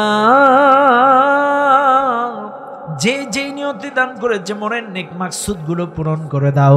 আল্লাহ, এই মাদ্রাসার অসম্পন্ন কাজগুলো সম্পন্ন করে দাও। এই মাদ্রাসাটাকে আল্লাহ তুমি কবুল করে নাও রব্বুল আলামিন। এই মঞ্চে সভাপতি সাহেব আছে, আল্লাহ তুমি কবুল করে নাও। ডানে বামে পেছনে যারা বসা আছে আলেম উলামা, তাদের ইজ্জত সম্মান বাড়ায় দাও।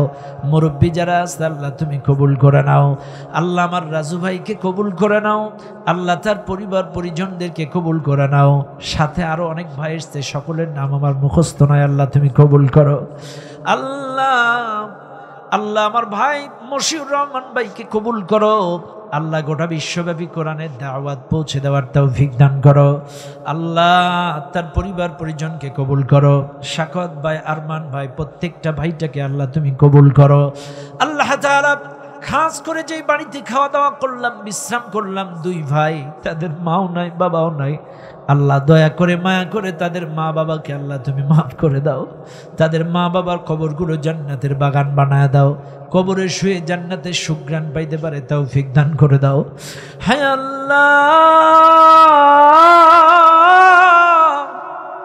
অসংখ্য মা বোন পদ্মার ভেতরে হাত তুলেছে, মা বোনগুলোকে পদ্মাশীলী না বানাও। স্বামী শ্বশুর শাশুড়ির খেদমত করার তৌফিক দান করে দাও। স্বামীর অনুগত হওয়ার তৌফিক দাও। আল্লাহ মা বোনগুলোর মনের নেক মাকসুদগুলো পূরণ করে দাও। যাদের সন্তান হয় না সন্তান দান করে দাও। আল্লাহ যাদের স্বামী সন্তানেরা মাদকাসক্ত তাদেরকে তুমি ভালো করে দাও। আমার মা বোনগুলোর মনের নেক আশা আকাঙ্ক্ষা আল্লাহ তুমি পূরণ করে দাও রব্বুল আলামিন। কষ্ট করে এই মাহফিলের স্বেচ্ছাসেবক যারা এত সুন্দর সুশৃঙ্খলভাবে তাবারক বন্টন করলো, আয়োজন করলো, কষ্ট করলো, প্রত্যেকটা স্বেচ্ছাসেবককে খালিদ বিন ওয়ালিদ, আব্দুল্লাহ বিন হুযাইফার মতো কবুল করে নাও। কমিটির প্রত্যেকটা সদস্যকে 5 ওয়াক্ত নামাজি বানাও। ইসলামী আন্দোলনের খাদেম বানাও। কমিটির প্রত্যেকটা সদস্যদের জীবনের গুনাহগুলো মাফ করে দাও। আল্লাহ দূর দূরান্ত থেকে যারা আসছে সহি সালামতে নিরাপদে গন্তব্যে পৌঁছানোর তৌফিক দাও। আল্লাহ সর্বশেষ দোয়া করি রে আল্লাহ, নতুন করে তুমি স্বাধীনতার স্বাদ দিয়েছো, আল্লাহ তুমি আবার কেড়ে নিও না। জালেমেরা, দেশি জালেম বিদেশি জালেম, সমস্ত জালেমরা ষড়যন্ত্র চালাচ্ছে। ও আল্লাহ, দেশি জালেম বিদেশি জালেম যত জালেম এই দেশটাকে বিশৃঙ্খলা করার জন্য, ফাসাদ সৃষ্টি করার জন্য, এই দেশটাকে অরাজকতা সৃষ্টি করার জন্য যারা ষড়যন্ত্র করে, আমরা দোয়া করছি প্রাথমিক স্টেপে যদি কপালে হেদায়েত থাকে হেদায়েত দাও, আর যদি না থাকে যত গজব আছে ওদের গোষ্ঠী শুদ্ধা সাফ করে দাও। যত গজব আছে সব গজব দিয়ে দাও। এই মসজিদের দেশ, মাদ্রাসার দেশ, আল্লাহ ওলিয়া উলিয়ার দেশ, এই দেশটাকে কোরআনের জন্য, ইসলামের জন্য কবুল করে নাও। আগামীর দেশ কোরআনী শাসন চলতে পারে তৌফিক দান করে দাও। আল্লাহ এই দেশটাকে ইসলামী আন্দোলনের জন্য কবুল করো। এই দেশে ইসলামী শাসন দেখে যাওয়ার তৌফিক দান করো। সমস্ত মতের পথের সিলসিলার তরিকার সমস্ত দলের মানুষগুলো এক হয়ে এই জমিনে কোরআনী শাসন প্রতিষ্ঠা করার তৌফিক দেয়া দাও।